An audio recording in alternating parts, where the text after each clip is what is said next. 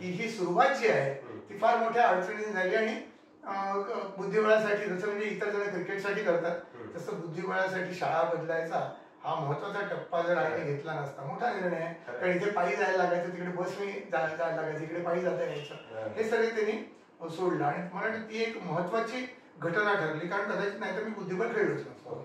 एक महत्वाचा डाव 82चा मला ऑलिम्पियाडमध्ये आठवतं की मी भारतीय संघाचा कर्णधार होतो आणि त्यावेळी लहानग्या कस्पारोवने कोर्सुनायला हरवलं होतं आणि तो फार महत्वाचा डाव ठरला होता की योगायोगाने त्या दिवशी माझा डाव नव्हता, मी सुट्टी घेतली तर मी बघितला आणि मागे नंतर मी अनालिसिस बघायला गेलो. हा डाव पण 3 तासात संपला, तरी जवळ 4 तास ते सगळे खेळाडू, जगातले सगळे टॉप खेळाडू त्याचं अनालिसिस करू शकते. आणि मागे उभं राहून मला इतकं शिकायला मिळालं ही खेळी का खेळला नाही असं ते विचारायचं, मग सांगायचं ही खेळ याच्यासाठी खेळलो नाही, ही खेळलो असं तो काय झालं. तर तेव्हा माझ्या लक्षात आलं की बुद्धिबळाचा अभ्यास कसा करायला पाहिजे. तर कुठेतरी स्वतःचा एक कॉन्ट्रीब्युशन पण आहे की आपण पण शोधायचा प्रयत्न केला पाहिजे. महाराष्ट्रात आपण मागे पडतो असं वाटतं. मला वाटतं विधीचं एक्झाम्पल एक्सेप्शन आपण म्हटलं पाहिजे, कारण तो नाशिकचा आहे. नाशिकला काही खेळायचे एवढे बाकीचा दुसरे कोणी खेळाडू नाही.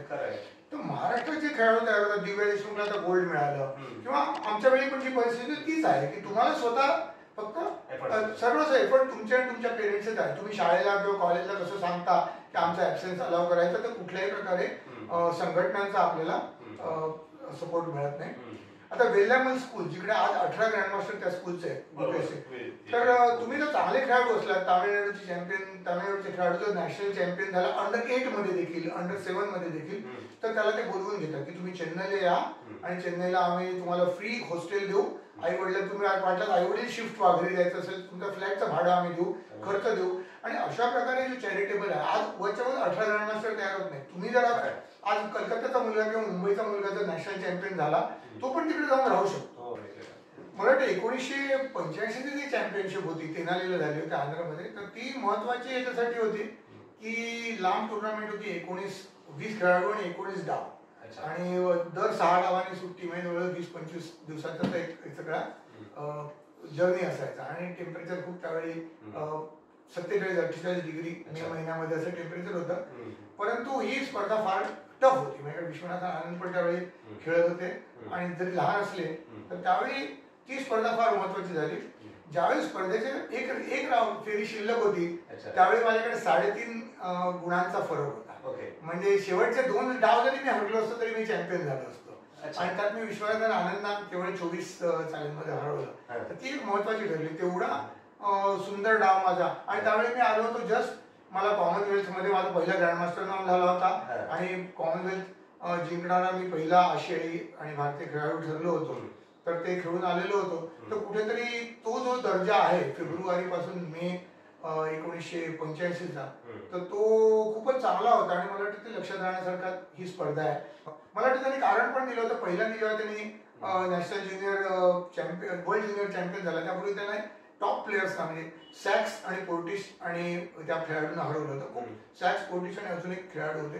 तर त्यांना हरवलं. त्याला विचारलं होतं पहिलं न्यू चेसने की तू इंटरनॅशनल मास्टर असताना या खेळाडूंना हरवण्याचा कसा विचार केला. त्यांनी म्हटलं बाकी पण बघितलेलं आहे, प्रवीण पण हरवतो मोठमोठ्या ग्रँडमास्टरना. मी कॉमनवेल्थ मध्ये जॉन ननला हरवलं होतं त्यावेळी. तर म्हणतो मग मला का जमणार नाही. हे महत्वाचं होतं की दुसरा करू शकतो तर मी का करणार. आज मुकेशमध्ये तेच बघायला मिळतं की तो 2018 मध्ये जेव्हा तो खेळत होता पहिल्यांदा मी त्याला बघितलं, तर त्याला विचारलं की तुला काय व्हायचं आहे. म्हणजे त्याला ऑफिशियल चॅनलने विचारलं होतं. तो जगजिता म्हणून थांबला नाही. त्याने सांगितलं I want to be the first world champion, the youngest world champion. I want to be the youngest world champion. म्हणजे त्याची महत्वाकांक्षा फक्त वर्ल्ड चॅम्पियन व्हायचे नव्हते. तर अशा प्रकारची जी एक्स्ट्रॉर्डिनरी महत्वाकांक्षा असते आणि स्वतःच्या बुद्धीचा आणि क्षमतेचं आकलन त्यासाठी असणं आवश्यक असतं. आणि ते त्याच्याकडे आनंदकडे दोघांकडे होतं. आपल्याला काय जमेल, आपली कुवत काय आहे हे त्यांना बरोबर माहिती होतं. आणि त्यामुळे त्यांना कधीही भीती वाटली नाही किंवा काही कुठल्याही प्रकारे अडचणी आल्या नाहीत. तर कुठेतरी हे आवश्यकता आहे की आपल्याला होतकरू खेळाडूंना जे प्रशिक्षण मिळणं आवश्यक आहे ते कुठेतरी मिळत नाही. आणि तिथे संघटना मागे पडतात, समाज मागे पडतो. आजही मला वाटतं महाराष्ट्राने कुठल्याही प्रकारे दिव्या देशमुखला कोणी स्पॉन्सरशिप ऑफर केली असं वाटत नाही. विदित गुजराती सर्व्हिसमध्ये आहे, म्हणजे तो पेट्रोल सेक्टरमध्ये आहे, त्याला स्पॉन्सरशिपची गरज नाही. परंतु दिव्या देशमुख 18 वर्षाची आहे, तर मला वाटतं तिला स्पॉन्सर नसतील. असे बरेचसे खेळाडू सोडून देतात. आता भाग्यश्रीचं तरी उदाहरण ठरलं तर सांगलीमध्ये स्पॉन्सरशिप नाही, परंतु घरी सांगलीमध्ये खेळाडू नसल्यामुळे ती सांगलीमध्ये जेव्हा सगळ्यांना हरवायला लागली तर तिला मुंबईमध्ये येऊन भावाकडे राहणं आवश्यक झालं. त्या आईला आणि इतर भावंडांना सोडून असं. तर बऱ्याच वेगवेगळ्या प्रकारचा त्याग करायला लागतात. कधी आर्थिक त्याग असतो, कधी पर्सनल लाईफचा त्याग असतो, तो करायला लागतो बरेचदा. आणि त्या दृष्टीने महाराष्ट्राचं वातावरण पोषक नाही आहे. नमस्कार, मी सुबोध मयुरे. आजच्या आपल्या गोष्ट चॅम्पियनशिपच्या नव्या भागात आपलं स्वागत.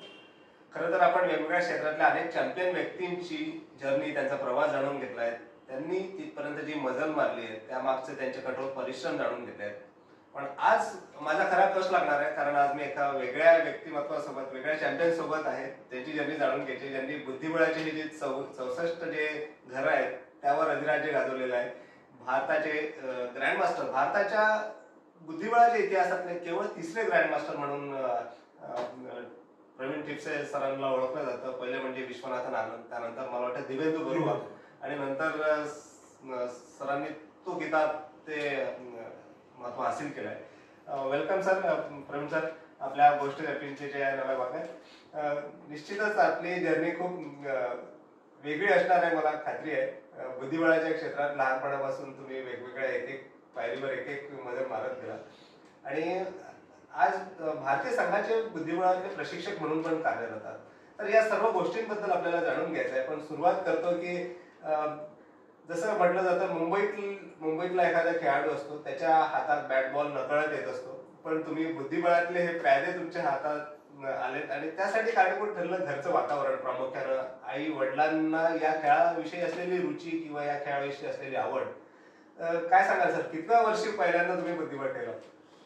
बुद्धिबळ चाली शिकलो मी 5 वर्षाचा असताना. त्यावेळी हे खूप असं नव्हतं. त्यावेळी 15 वर्षाची किंवा 12-13 वर्षानंतरच मुलं शिकायची. परंतु माझे थोरले बंधू 10 वर्षाचे असताना शिकले. त्यावेळी मी 5 वर्षाचा होतो म्हणून त्यांच्याकडून मी पण शिकलो. पण आईबाबांना आवड होती. अभय, माझे थोरले बंधू अभय टिपसे, ते नॅशनल बरीच वर्ष खेळले आणि मग नंतर ते ज्युडिशियरीमध्ये गेले. त्यामुळे त्यांना बुद्धिबळ सोडावा लागला. तसं घरी एक वातावरण नंतर माझा धाकटा भाऊ देखील नंतर आमच्या नंतर काही वर्षांनी खेळायला लागला. आणि रादर म्हणजे की सतीश टिपसे, तो आमच्या टिपसे फॅमिलीचा पहिला नॅशनल चॅम्पियन तो झाला, सब ज्युनियर जिंकला. तसे वातावरण घरी होतं, आई बाबांना इंटरेस्ट होता. परंतु गमतीची गोष्ट अशी की त्यांनी शिकवल्यानंतर 3-1 महिन्यामध्येच मी आणि अभय त्यांना आई बाबांना ठरवू लागलो. तर त्यांना असं आश्चर्य वाटलं की अरे मुलं एवढ्या लवकर कशी काय शिकली. आणि मग अशा प्रकारे त्यांनी मग आम्ही काका, मामा आणि शेजारी पाजारी, मग कोणी बाबांचे मित्र आले, त्याचे बरेच स्नेही यायचे. तर त्यांच्याशी खेळून मग त्यांनी सगळं की आईला असं वाटायला लागलं की बाबा ह्यांच्यात जरा जास्ती इतर सामान्य मुलांपेक्षा जास्ती प्रगती होते. कुठेतरी यांना इंटरेस्ट जास्ती आहे, याच्याबद्दल आवड आहे, कुठेतरी बौद्धिक चणूक दाखवायचा प्रयत्न करत. तसं पोषक वातावरण होतं आणि वारंवार म्हणजे आम्हाला फॅमिलीकडून जो सपोर्ट मिळाला, घरच्या सगळ्या आई बाबांकडून आणि एकमेक बंधू आणि वगैरे यांच्याकडून, तो फार महत्वाचा होता. तो सुरुवातीचा टप्पा होता. त्यावेळी अनेक अडचणी त्यावेळी येतात, असं आपण बघू हळूहळू. बरोबर. पण जसं आपण बघतो की मुंबईत एक रूढ झालेली पद्धत आहे की क्रिकेटसाठी अनेकांनी शाळा बदललेल्या आहेत. म्हणजे अगदी सचिन तेंडुलकर पासून विनोद कांबळे आणि सगळ्यांचेच उदाहरण आपण बघतोय. पण बुद्धिबळासाठी तुम्ही शाळा बदलली होती आणि त्यासाठी पण आईने पुढाकार घेतला होता. काय गोष्ट होती ती? मला वाटतं क्रिकेटचं जे महत्व वेगळंच आहे. कारण मी ज्यावेळी नंतर बालभवन विद्यामंदिर होतो त्यावेळी देखील भाडेकरचा संघ विजय होऊन आला होता आणि आम्ही त्या दिवशी सगळे म्हणजे बघायला त्यांचा गेलो होतो. क्रिकेटचं महत्व वेगळं आहे. तुम्ही खेळलाच होता कधी? फक्त नाही, म्हणजे शिवाजी पार्क जिमखान्यावर कधी नाही खेळलो, पण घरी इकडे आमच्या बिल्डिंग मध्ये खेळायचं. तर आपलं अंडरग्राऊंड क्रिकेट जे आहे ते मुंबईत त्यावेळी देखील होतं.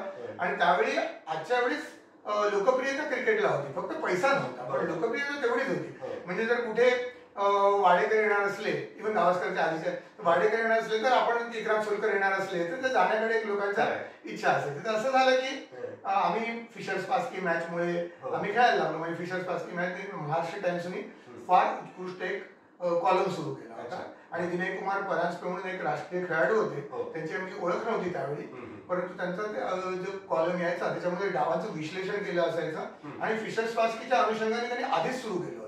तर वेगवेगळ्या खेळाडूंची आम्हाला म्हणजे ओळख झाली, कुठलेही पुस्तक न वाचता. पण आंतरराष्ट्रीय नियम पण कळले, आम्ही भारतीय पद्धतीने खेळायचो. तर ते बघितल्यावर आम्हाला खेळावं असं वाटायला लागलं. अशा प्रकारे आईबाबांनी आम्हाला प्रोत्साहन देऊन आम्ही खेळायला लागलो. त्यानंतर पेपरात बातमी आली की कीर्ती कॉलेजमध्ये आंतरशालेय बुद्धिबळ स्पर्धा होणार. तर ही 1970ची गोष्ट आहे. तर मग मी जाऊन आपले पीटीचे शिक्षक असतात त्यांना विचारलं की मला याच्यात खेळायचं आहे. तर ते म्हणजे नाही बाबा आपण फक्त क्रिकेटची टीम पाठवतो, कशी प्रथा होती त्यावेळी. तर मला काही कळलं नाही विचित्र, कारण ती सुट्टीमध्ये होणार, त्यासाठी काही म्हणजे अलाउन्स पण द्यायचा नसतो, नुसतं नाव पाठवायचं. तर त्यांनी नकार दिल्यावर मी आईला येऊन सांगितलं. थोडा मी हिरमुसला झालेलो होतो. मग आई स्वतः शिक्षिका होती आणि तिला विद्यार्थ्यांशी कसं वागायचं, मुलांची सायकोलॉजी तिला चांगली माहिती होती. परत तिने संस्कृत पंडिता पण ती होती, तिने इंग्लिश लिटरेचरमध्ये MA पण केलं होतं. तर व्यासंग आणि हे खूप होतं, तर तिला कल्पना होती ह्युमन स्वभावाची. तर ती जाऊन प्रिन्सिपॉलला भेटली. इकडे जवळ शाळा होती. तर ते शाळा चांगली होती, पण त्याच्याने की नाही बाबा आम्ही काय पाठवणार नाही. मग आई असं म्हणले विचित्र आहे, मग तुम्ही कुठलीच गोष्ट नव्याने सुरू करणार नाही का? तर म्हणले नाही, जसं चाललंय तसं आम्ही चालू ठेवणार. मग आईला ते विचित्र वाटलं. ती म्हणली काही नाही, आपण शाळा बदलूया. आणि मग दादासाहेब रेग्यांना ती भेटली बालभवनला. आणि आता दादासाहेब रेग्यांना भेटल्यावर त्यांनी त्याला सांगितलं की माझा मुलगा 7वी मध्ये त्याला स्कॉलरशिप मिळालेली आहे. तर त्याच्या यावेळी मिड टर्म म्हणजे आम्ही टर्मिनल एक्झाम दिलेली होती आणि दिवाळीची सुट्टी लागायला आली होती. पण दादासाहेब तयार झाले, आम्ही दादाच म्हणायचो त्यांना. आणि माझी परीक्षा घेतली आणि मी आणि सतीशने त्यावेळी ऍडमिशन बालभवन विद्यामंदिरला 1970 मध्ये घेतली. अर्थात त्यावेळी पण मी इंटर स्कूल होऊन गेलेली होती, पण पुढच्या 3 वर्ष मला खेळायची संधी मिळाली. तर ही महत्वाची गोष्ट आहे की ही सुरुवात जी आहे ती फार मोठ्या अडचणीने झाली. आणि बुद्धिबळासाठी जसं म्हणजे इतर जण क्रिकेटसाठी करतात, तसं बुद्धिबळासाठी शाळा बदलायचा हा महत्वाचा टप्पा जर आईने घेतला नसता, मोठा निर्णय आहे. कारण इथे पायी जायला लागायचं, तिकडे बसने जायला लागायचं, इकडे पायी जाता यायचं, हे सगळे त्यांनी सोडलं. आणि मला वाटतं ती एक महत्वाची घटना ठरली, कारण कदाचित नाही तर मी बुद्धिबळ खेळलोच नसतो. म्हणजे टर्निंग पॉईंट ठरला आणि त्यानंतर प्रोत्साहन पण मिळालं. मग एक स्पर्धेत भाग घेणं सुरू झालं असेल. पण आई आणि बाबांविषयी मला आवर्जून विचारावं असं वाटेल, कारण घरची पार्श्वभूमी थोडी वेगळी होती. बाबा स्वतः डॉक्टर होते, स्वातंत्र्य सैनिक म्हणून त्यांनी काम केलं होतं. आई शिक्षिका होत्या, त्यांनी वेगवेगळ्या लोकांना मदत करण्यासाठी पुढाकार घेतला होता. तर या घरच्या वातावरणातून बुद्धिबळाकडे वळणं आणि त्यांचा सपोर्ट मिळणं हे किती महत्वाचं होतं? मला वाटतं की एक मध्यमवर्गीय जो आहे त्याला बुद्धिमत्तामध्ये जास्ती बुद्धिमत्तेला महत्व असतं. अर्थकारणामध्ये मध्यमवर्गीयाला जास्ती महत्व नसतं. आमचे बाबा स्वातंत्र्य सैनिक होते, पण ते बापूजींचे, महात्मा गांधींचे पर्सनल एस्कॉर्ट पण होते. म्हणजे बॉडीगार्ड म्हणता नाही, पण ते बरोबर त्याला घेऊन जायचे सगळीकडे. आणि आगा खान पॅलेसमध्ये वगैरे पुण्यामध्ये. आणि त्यांच्या पण खूप आठवणी लोक सांगतात, म्हणजे की ते अंडरग्राऊंड मुवमेंटमध्ये होते आणि अनेक वर्ष ते तुरुंगात होते, ते वेगळ्या नावाने काम करायचे. आणि एकदा त्यांच्या बरोबरच्या दुसऱ्या स्वातंत्र्य सैनिकाला, मुलाला, म्हणजे ते सगळे 17-18 वर्षाचे त्यावेळी, त्याला गोळी लागली. आणि गोसावी म्हणत होते. आणि त्यांच्या नातवाने येऊन गोष्ट सांगितली, आम्हाला बाबांनी काही सांगितली नव्हती. तर त्यांना गोळी लागलेल्या मुलाला उचललं आणि मग त्यांची लपलेली घरं ठरलेली असायची की या घरामध्ये आपले सपोर्टर आहे, तिकडे पोलिसांना नाही सांगतात, इकडे ते घेऊन गेले आणि त्या मनुष्य वाचला. तर ही गोष्ट तिकडे आम्हाला माहित नव्हती, त्यांच्या नातवाकडून कळली गोसावींच्या. म्हणजे अशा प्रकारे खूप त्यांनी शेका पक्षाचे ते म्हणजे फाउंडिंग मेंबर होते ते. आणि दाजीबा देसाई आणि ND पाटील. तर त्यांनी स्वातंत्र्य शेतकरी कामगार पक्ष त्यांनी काढला स्वातंत्र्यानंतर. परंतु त्यापूर्वी त्यांनी स्वातंत्र्यात खूप कार्य घेतले, म्हणजे जेल पण झाली. आणि जेव्हा त्यांनी मेडिसिनला ऍडमिशन घेतली स्वातंत्र्यानंतर, म्हणजे आपली जवळजवळ 7-8 वर्ष, 22 सालचा त्यांचा जन्म, आणि त्यांनी मेडिसिनला ऍडमिशनच घेतली 47 साली. म्हणजे 5 वर्ष त्यावेळी लोकांचं शिक्षण पूर्ण झालेलं. आणि मग 52 मध्ये ते डॉक्टर होऊ शकले. त्यांना त्यावेळी मुंबईमध्ये ग्रँड मेडिकलला ऍडमिशन मिळाली होती आणि ते 1952चे मुंबई विद्यापीठाचे गोल्ड मेडलिस्ट होते. तर त्यामुळे मग त्यांनी मुंबईतच राहायचं ठरवलं. आणि आईचे बॅकग्राऊंड वेगळी, आई कोकणातली मूळची, आणि घरी म्हणजे कोकणामध्ये 18-20 दारिद्र्य असं असतंच.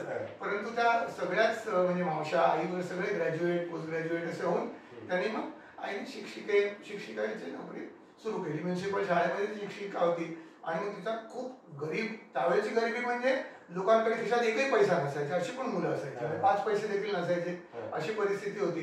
तर त्यामुळे तिला गरिबांची हे खूप अनुभव आला. आणि त्यामुळे मग तिच्यामध्ये एक दयाभावना एवढी अशी उत्पन्न झालेली होती की म्हणजे कोणी जरी बसलं असेल तरी मदत करण्यासाठी. आणि त्या शाळेतली मुलं देखील खूपदा यायची. आणि अशा प्रकारचं दारिद्र्य वगैरे बघितल्यामुळे एक मुलांची सायकोलॉजी तिला कळली होती. आणि त्या दृष्टीने आम्हाला अत्यंत पोषक आणि सहानुभूतीपूर्ण, एनकरेजमेंट पूर्ण असं सगळं वातावरण मिळालं. त्याचं मला वाटतं श्रेय आई बाबांना जातं. नक्कीच. आणि कुठल्याही खेळाडूसाठी मला वाटतं घरून मिळालेलं प्रोत्साहन, घरून मिळालेला सपोर्ट खूप महत्वाचा असतो आणि तो तुमच्या पुढच्या जर्नीत पण खूप उपयोगी पडला असेल. पण सर तुम्ही अनेक ट्रॉफी जिंकलेल्या आहेत. आपण बघतोय की अर्जुन अवॉर्ड आहे, वहिनींचं पण अर्जुन अवॉर्डची ट्रॉफी येते. पण पहिलं विजेतेपद शाळेतलं असेल, कुठल्या स्थानिक स्पर्धेतलं असेल, ते आठवतंय? पहिलं विजेतेपद माझं इंटर स्कूलच होतं. अच्छा. आणि बालमन विद्या मंदिरमध्ये आल्यानंतर मी इंटर स्कूल खेळलो आणि 72 आणि 73 दोन वेळेला मी 71 साली मी खेळलो, पण मी दुसरा आलो आणि कुठेतरी डाव चुकला आहे. परंतु 72 आणि 73 मध्ये 72, 73 आणि 73, 74 मला चॅम्पियनशिप मिळाली. इंटर स्कूल चॅम्पियनशिप ही पहिली चॅम्पियनशिप होती आणि बहुतेकांना मला वाटतं इंटर स्कूल हीच एक पहिला एक्सपोजर जे असतं आपल्याला, कारण विद्यार्थ्यांसाठी किंवा मुलांसाठी स्पर्धा होत नसत आणि ज्या सिनियर लोकांच्या स्पर्धा व्हायच्या तर नॅशनल खेळाडू, मोठे मोठे तयारीचे खेळाडू यायचे, पुस्तकं वगैरे नसायची, अनुभव कमी असायचा, त्यामुळे तशा स्पर्धांमध्ये पहिले येण्याचा योग नंतर आला. परंतु इंटर स्कूलमध्ये मला वाटतं फार महत्त्वाचा एक टप्पा होता आणि शाळेच्या दृष्टीने तो महत्त्वाचा टप्पा होता. कारण जेव्हा मी विजयी झालो तर त्यावेळी बालमोहनचा प्रवीण ठिपसे आंतरशालेय बुद्धिबळ स्पर्धेमध्ये विजेता असं हेडिंग आलं. कारण पूर्वी काय होतं, त्याच्या आधी सेंट झेवियर्स किंवा अशा महत्वाच्या जे म्हणजे थोड्याशा साऊथ मुंबईमधल्या ज्या शाळा असायची त्यांची मुलं चॅम्पियन व्हायची आणि त्यामानाने मराठी मुलगा इंटर स्कूलला चॅम्पियन होणं हे थोडंसं एक त्यांना म्हणजे विस्मयकारक वाटलं होतं. 50 वर्षापूर्वी क्रीडा क्षेत्रात एक दक्षिण मुंबईचेच लोक असायचे, ते सगळे जास्ती सुखवस्तूंपेक्षा वरचे थोडेसे असायचे, तर त्या दृष्टीने तो पण महत्वाचा टप्पा ठरला मला वाटतं. आज तर तुम्ही स्वतः प्रशिक्षक आहात, मेंटॉरिंग करताय आजच्या पिढीतल्या खेळाडूंसाठी. पण तेव्हा जेव्हा तुम्ही सुरुवात केली होती, तुमचे मेंटॉर कोण होते? आई बाबा स्वतः होते किंवा दोन्ही भाऊ होते, की तुम्ही स्वतःच वाचून किंवा अभ्यास करून त्याला चाली शिकत गेला, की ऍक्च्युअली तुम्हाला कोणी या तरबेज केलं? मला वाटतं पर्सनॅलिटीमध्ये तर मेंटॉर मेजॉरिटी आईचाच भाग आहे, परंतु बुद्धिबळामध्ये माझे थोरले बंधू अभय ठिपसे हे माझ्यापेक्षा 4.5 वर्ष मोठे, त्यामुळे मला ज्यावेळी इंग्रजी येत नसेल त्यावेळी त्यांना इंग्रजीचं पण अनुवाद करून ते मला सांगू शकतात.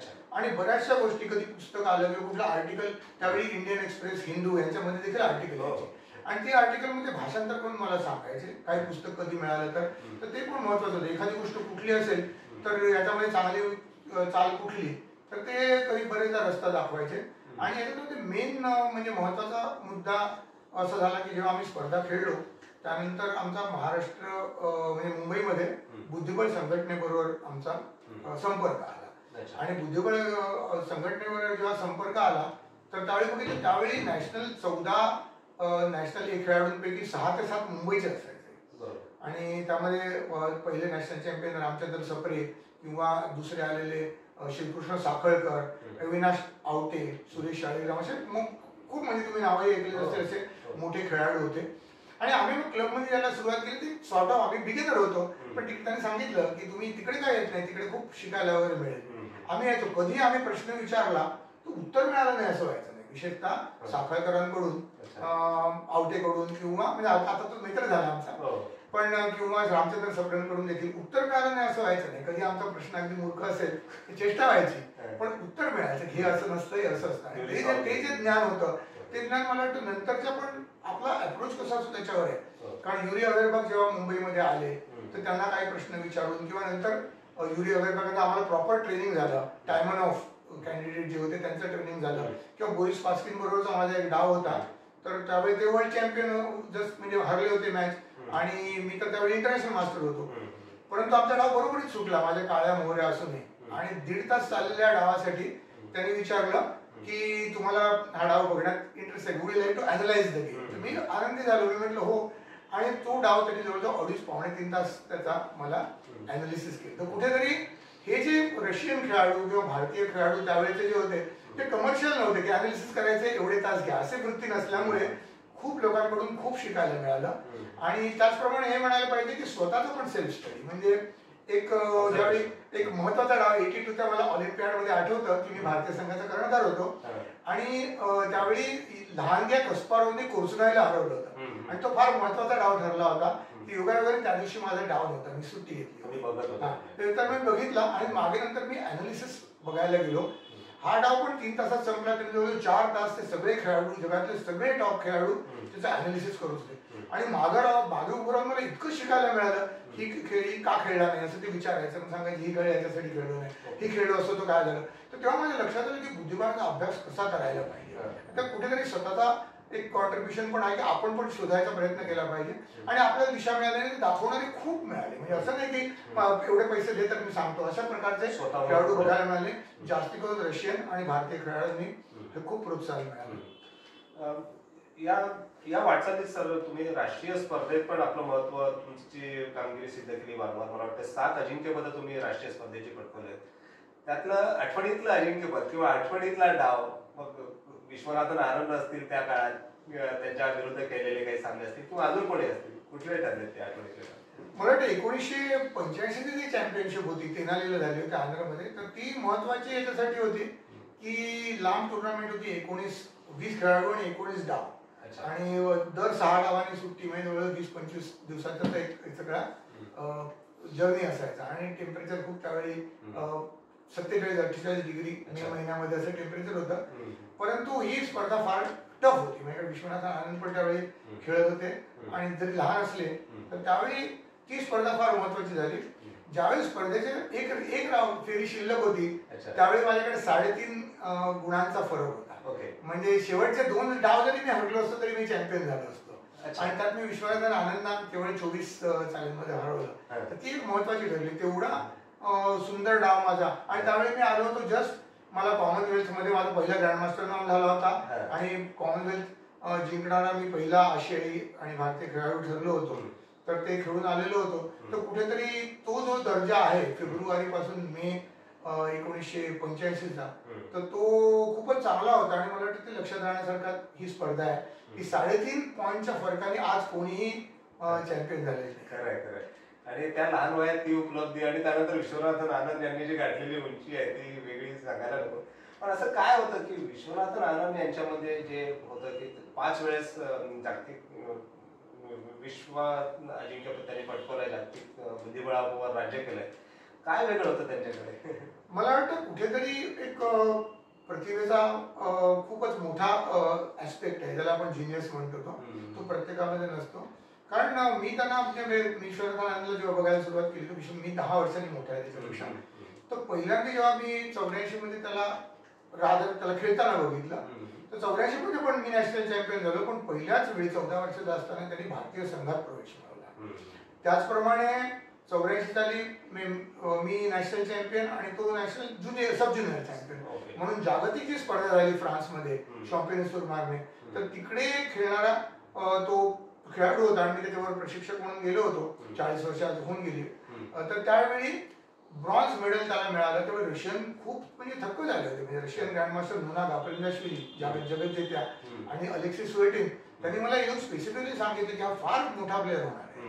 आणि तो जो ऍस्पेक्ट होता की तो मेडल जागतिक स्पर्धेमध्ये मेडल मिळवणारा तो पहिला आशियाई खेळाडू ठरला आणि 3 वर्षांनी जागतिक स्पर्धेमध्ये विजेतेपद मिळवणारा तो पहिला आशियाई खेळाडू ठरला. म्हणजे त्याचं भारतापुरतच नाही तर एशियामध्ये देखील कोणी असा विचार केला नसेल, अशा प्रकारची त्याची कामगिरी होती. तर कुठेतरी एक नॅचरल प्रतिभा पण होती, पण एक विजडम आपण ज्याला म्हणतो की काय चुकलं ते ताबडतोब त्याला कळायचं. आणि त्याचा जो जजमेंट जो होता की कशामुळे आपण हरलो ते कळायची त्याची चतुर म्हणजे त्या बाबतीत तो होता. कधी कधी हा स्वाभाविक एक ड्रॉबॅक म्हणतात की आपण हरल्यानंतर आपली परिस्थिती चांगली होती असा एक ग्रह करून घेतात बरेचसे खेळाडू. त्याचा तसा कधीच ग्रह नसेल. अगदी 10-11 वर्षाचा असताना देखील त्याचं काय चुकलं हे तो डावानंतर लगेच सांगू शकायचा. ही जी instant sort of analytical ability जी आहे, एक जिनियस पण आपण म्हणू त्याला, आणि कल्पनाशक्ती पण त्याची, अटॅकिंग स्किल वगैरे ते सगळे, पण त्याच्यासारखं मी एक जिनियस ज्याला म्हणता येईल, भूतो न भविष्यत असंच त्याला म्हटलं पाहिजे आपण. आणि तसा प्लेअर म्हणजे एक गिफ्टेडच असतो, प्रतिभाशालीच असतो जनरली. एकदम खूप योग्य शब्द वापरला तुम्ही, जिनियस म्हणून. आणि त्या जिनियसनेच जागतिक बुद्धिबळाच्या पटावर भारताची ओळख करून दिली असं म्हटलं तर वावगं ठरणार नाही.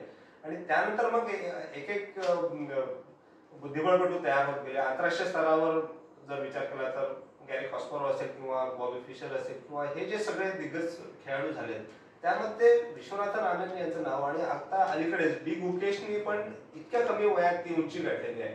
तर अलीकडचं भारतातलं बुद्धिबळ हे किती बदललं आहे, जर तुम्ही जेव्हा प्रत्यक्ष खेळत होता तेव्हापासून जर असा विचार केला? मला वाटतं की ते टप्प्याटप्प्यामध्ये झालेले आहे. उदाहरणार्थ आमच्या जनरेशनला कदाचित थोडे डिफिकल्टी जास्ती असतील, आनंदची जनरेशन थोडीशी नंतरची म्हणता येईल.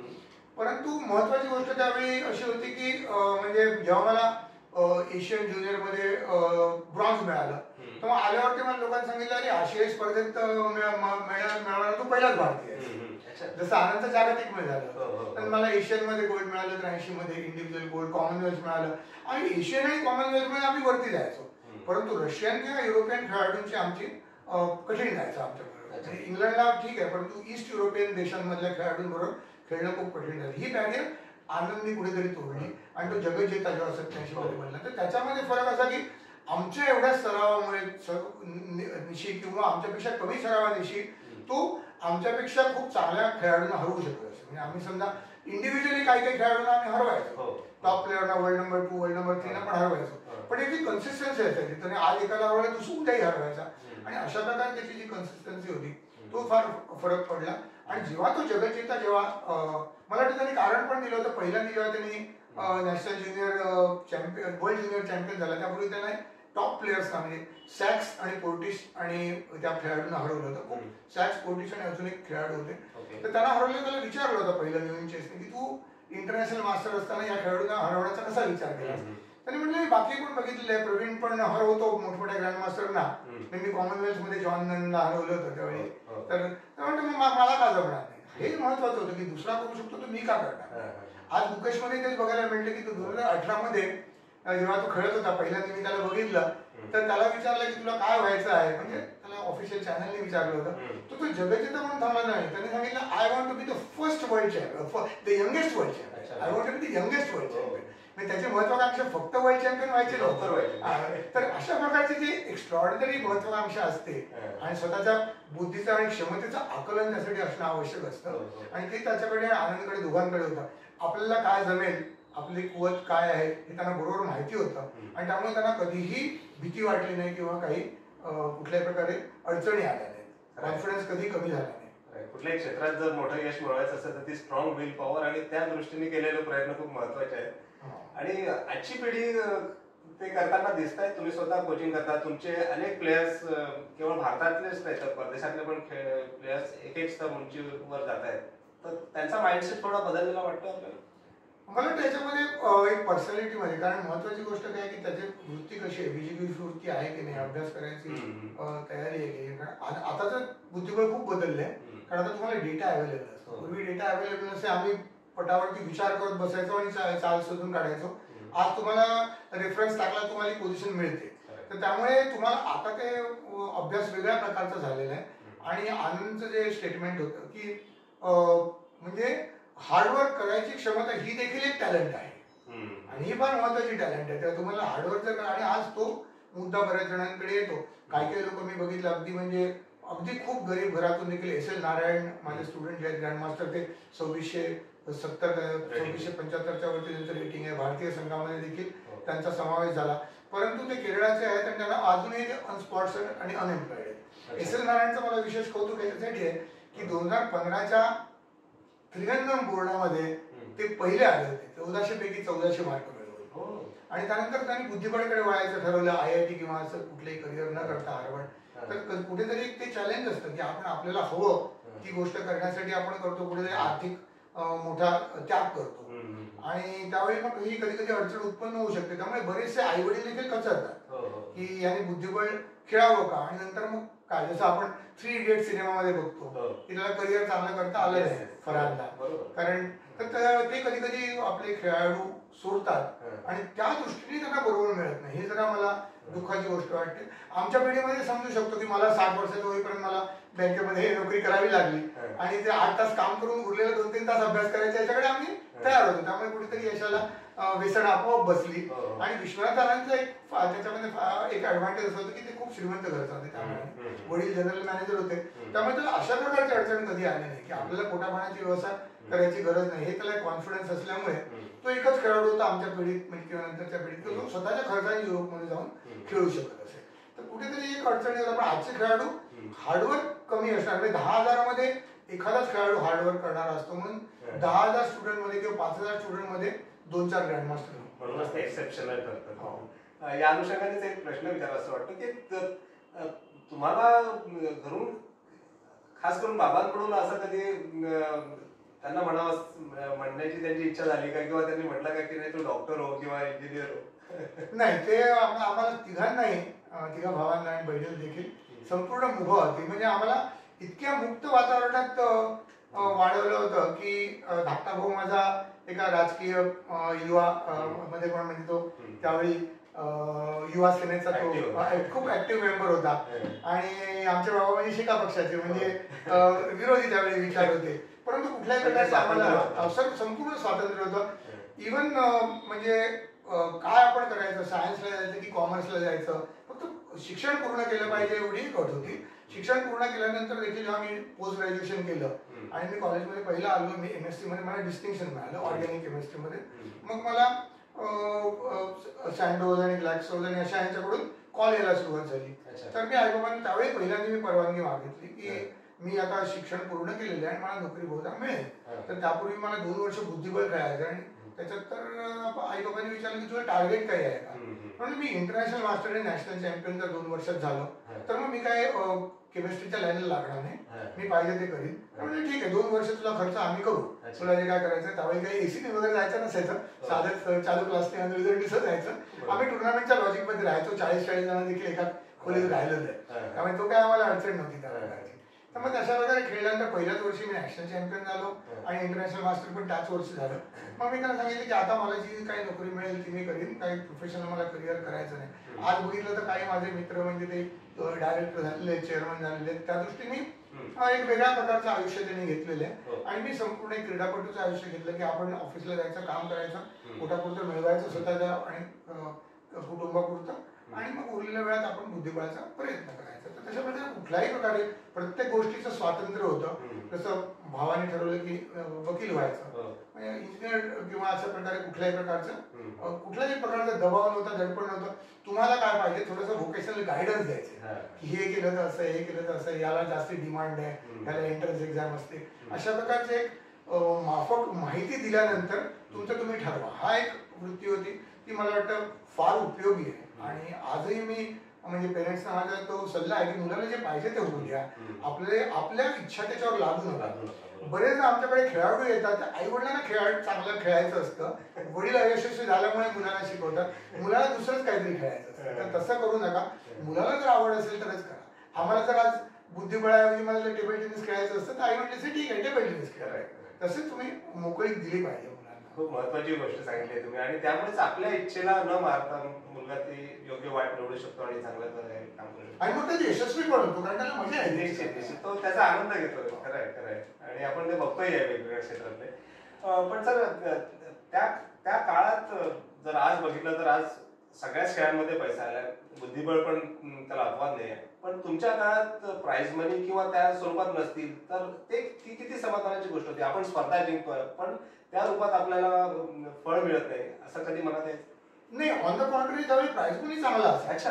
म्हणजे त्यावेळी अकोमोडेशन आणि असल्या गोष्टींवर खर्च करायचे नाही. एका खोलीमध्ये राहायचं, 40 जण, 20 जण, 15 जण एका खोलीत राहणार. परंतु प्राइस मनी म्हणजे मला आठवतं 81 मध्ये जी एक स्पर्धा झाली होती पुण्याला, खुली स्पर्धा, बेडेकरांनी, मालतीबाई बेडेकर स्वतः आल्या होत्या आणि त्यांनी स्पॉन्सर केली होती. तर त्यावेळी त्याचं बक्षीस 5,000 रुपये होतं. किंवा त्याही पूर्वी आम्ही जेव्हा खेळायला सुरुवात केली तर सगळ्यात म्हणजे अॅक्युमॅक्स इंजिनिअरिंग मुंबईची एक फर्म होती, पण त्याच्याही पूर्वी भिलवारा ग्रुप जो होता 1972-73 पासून त्यांनी टॉप खेळाडूंना पहिल्या प्राइज जवळ 4,000 रुपये असायचं आणि शिक्षकाचा किंवा कारकुनाचा पगार त्यावेळी 200-250 रुपये होता. त्यामुळे खूपच जास्त, म्हणजे इंटरनॅशनल युरोपची एअरफेअर 15,000 रुपये, 13,000 रुपये, 12,000 रुपये अशी असायची. त्यावेळी 4,000 रुपये हा फार मोठी रक्कम होती. बक्षिसं खूप असायची, इतर खर्च नसायचा. तरी समजा तुम्हाला बक्षिसं 10,000ची दिली बक्षिसं, तुम्ही 10,000 रुपये देणार. एंट्री फी 2-4 रुपये असायची. कुठली तरी शाळा, म्युन्सिपल शाळा किंवा कुठली तरी राहायला यायचे, सतरंजा टाकून ते द्यायचे आणि आपण आपलं जाऊन तिकडे राहायचं. तर सर्व प्रकारे त्या प्रकारची जेव्हा मुभा असते तर प्राइज मनी चांगली असायची. ती महत्वाची गोष्ट. आज उलट झालेलं आहे. आज जेव्हा आपण बघतो की 10 करोडच्या स्पर्धा होतात इंटरनॅशनल टुर्नामेंट आणि त्यामध्ये प्राइज मनी फक्त 1 करोड असतो आणि 5 स्टार हॉटेलमध्ये अकोमोडेशन आणि हे सगळं जे असतं आणि त्यामुळे तो खर्च जो असतो तो मला वाटतं अनाठाई वाटतो. कुठेतरी स्पोर्ट्सला जर एन्करेजमेंट खरी पाहिजे असेल तर गोरगरिबांना खेळता आला पाहिजे आणि त्या दृष्टीने 70% तरी जे कलेक्शन आहे म्हणजे तुमचं 70% जो निधी आहे तो प्राइजेसवर जर गेला तर कुठेतरी त्याच्यात जास्त चुरस राहील आणि पुढे जवळचं. आज वस्तुस्थिती अशी झालेली आहे की फक्त सुखवस्तूवरची मुलंच बुद्धिबळ खेळू शकतात. कारण एंट्री फी 1-1.5 दिवसाच्या टुर्नामेंटला 2 दिवसाच्या टुर्नामेंटला 1,500-2,000 रुपये एंट्री फी झालेली आहे. ती नॉमिनल ठेवायला पाहिजे. आणि मागे मला वाटतं तुम्ही एक तसा प्रयत्न पण केला होता. जे पाड्यातले लोक आहेत, मुलं आहेत खरं म्हणजे जे नॉट टॅलेंट म्हणतो आपण वेगवेगळ्या क्षेत्रातले असेल, त्यांना समोर येऊन त्यांना या खेळाविषयी आवड निर्माण करण्यासाठी, त्यांना गोडी लावून त्यांना बुद्धिबळ खेळण्यासाठी असे उपक्रम राबवण्याची आवश्यकता असं वाटतं आपल्याला, खास करून आपल्या महाराष्ट्रातून. मला वाटतं संघटनात्मक दृष्टीने ते राबवणं आवश्यक आहे, ते होत नाही. परंतु आम्ही इंडिव्हिज्युअल लेवलवर का केलं तर विश्वनाथन आनंदला कधी तुम्हाला माहित असेल 1985 मध्ये त्यांनी एका ग्रँडमास्टर मेस्टेलला हरवलं. त्यावेळी बीबीसीने त्याला द लाइटनिंग किड हे नाव दिलं आणि बीबीसीने त्याचा इंटरव्ह्यू केला होता. तर कुठेतरी एक आमच्याकडे कार फ्री रोड असतो एका दिवशी 24 फेब्रुवारीला खार बँडर सेंटर असोसिएशन करतात आणि त्यावेळी म्हणजे ती एक शक्यता होती की आपण बुद्धिबळ टॅप करू शकतो. तर आम्ही एक सजेशन दिलं आणि त्यावेळी आमच्याकडे आशिष शेलार त्यावेळी आमचे कॉर्पोरेटर होते आणि बाबा सिद्दीकी आमदार होते आणि प्रिया दत्ता खासदार होत्या. म्हणजे वेगवेगळ्या पार्टीज होत्या. पण आम्ही त्यांना सगळ्यांना भेटलो आणि आशिषला म्हटलं असे उपक्रम असेल तर आमची काही हरकत नाही, म्हणजे काय पॉलिटिकल हे नाही, आम्हाला बुद्धिबळाचा डाव दाखवायचा. म्हणजे आम्ही काय कल्पना केली, बोर्ड लावला तिकडे आणि त्यांच्या खर्चाने खार बँडर असायची आणि मोठ्या पटावरती मग आम्ही मुलं तर आम्ही बीपीएम हायस्कूल किंवा अशा दुसऱ्या शाळेतल्या मुलांना बोलवलं. तर आम्ही काय केलं, मी आणि भाग्यश्री जायचो. आम्ही वायएमसीए मध्ये गेलो. इकडे वायएमसीए आहे, वायएमसीए मध्ये गरिबांची मुलं खूप येतात. त्यांच्याकडे सुखवस्तूंसाठी वेगळा दर, मध्यमवर्गीयांसाठी वेगळा दर आणि गरिबांना मोफत तसंच सगळे खेळ शिकवतात. तिकडे आम्ही मग गरीबातली गरीब मुले शोधून काढली. तर म्हणजे 2 दिवस तुम्ही यायचं, रिहर्सल तुम्हाला डाव शिकवणार आणि तुम्हाला खायला प्यायला आम्ही देऊ. आई वडिलांना सांगितलं, आईच यायच्या नावावर. आणि मग त्याला 2 दिवस ते एक व्यवस्थाची होती, तेवढे एक आम्ही आर्थिक फंड मी जमा केली. मला 20-25 हजार सगळं ते झालं आणि मुलांना सांगितलं की तुम्ही इकडे उभं राहायचं. त्यांना डाव दाखवला. मग पहिल्या कायद्याने E4 खेळायचा, मग तो जाऊन तिकडे उभा राहायचा मोठ्या पटावर. आणि हे 3 चॅनलने त्यावेळी केलं. सलमान खान आणि हे बघायला आले होते आणि आशिष शेलार स्वतः आले होते त्यावेळी, बाबा सिद्दीकी आले होते, मग प्रियादत्त आल्या नाही. पण सलमान खान आणि मला वाटतं अजून एक कुठेतरी ऍक्टर्स येऊन ते डाव बघून गेले. 3 चॅनलने तो कव्हर केला.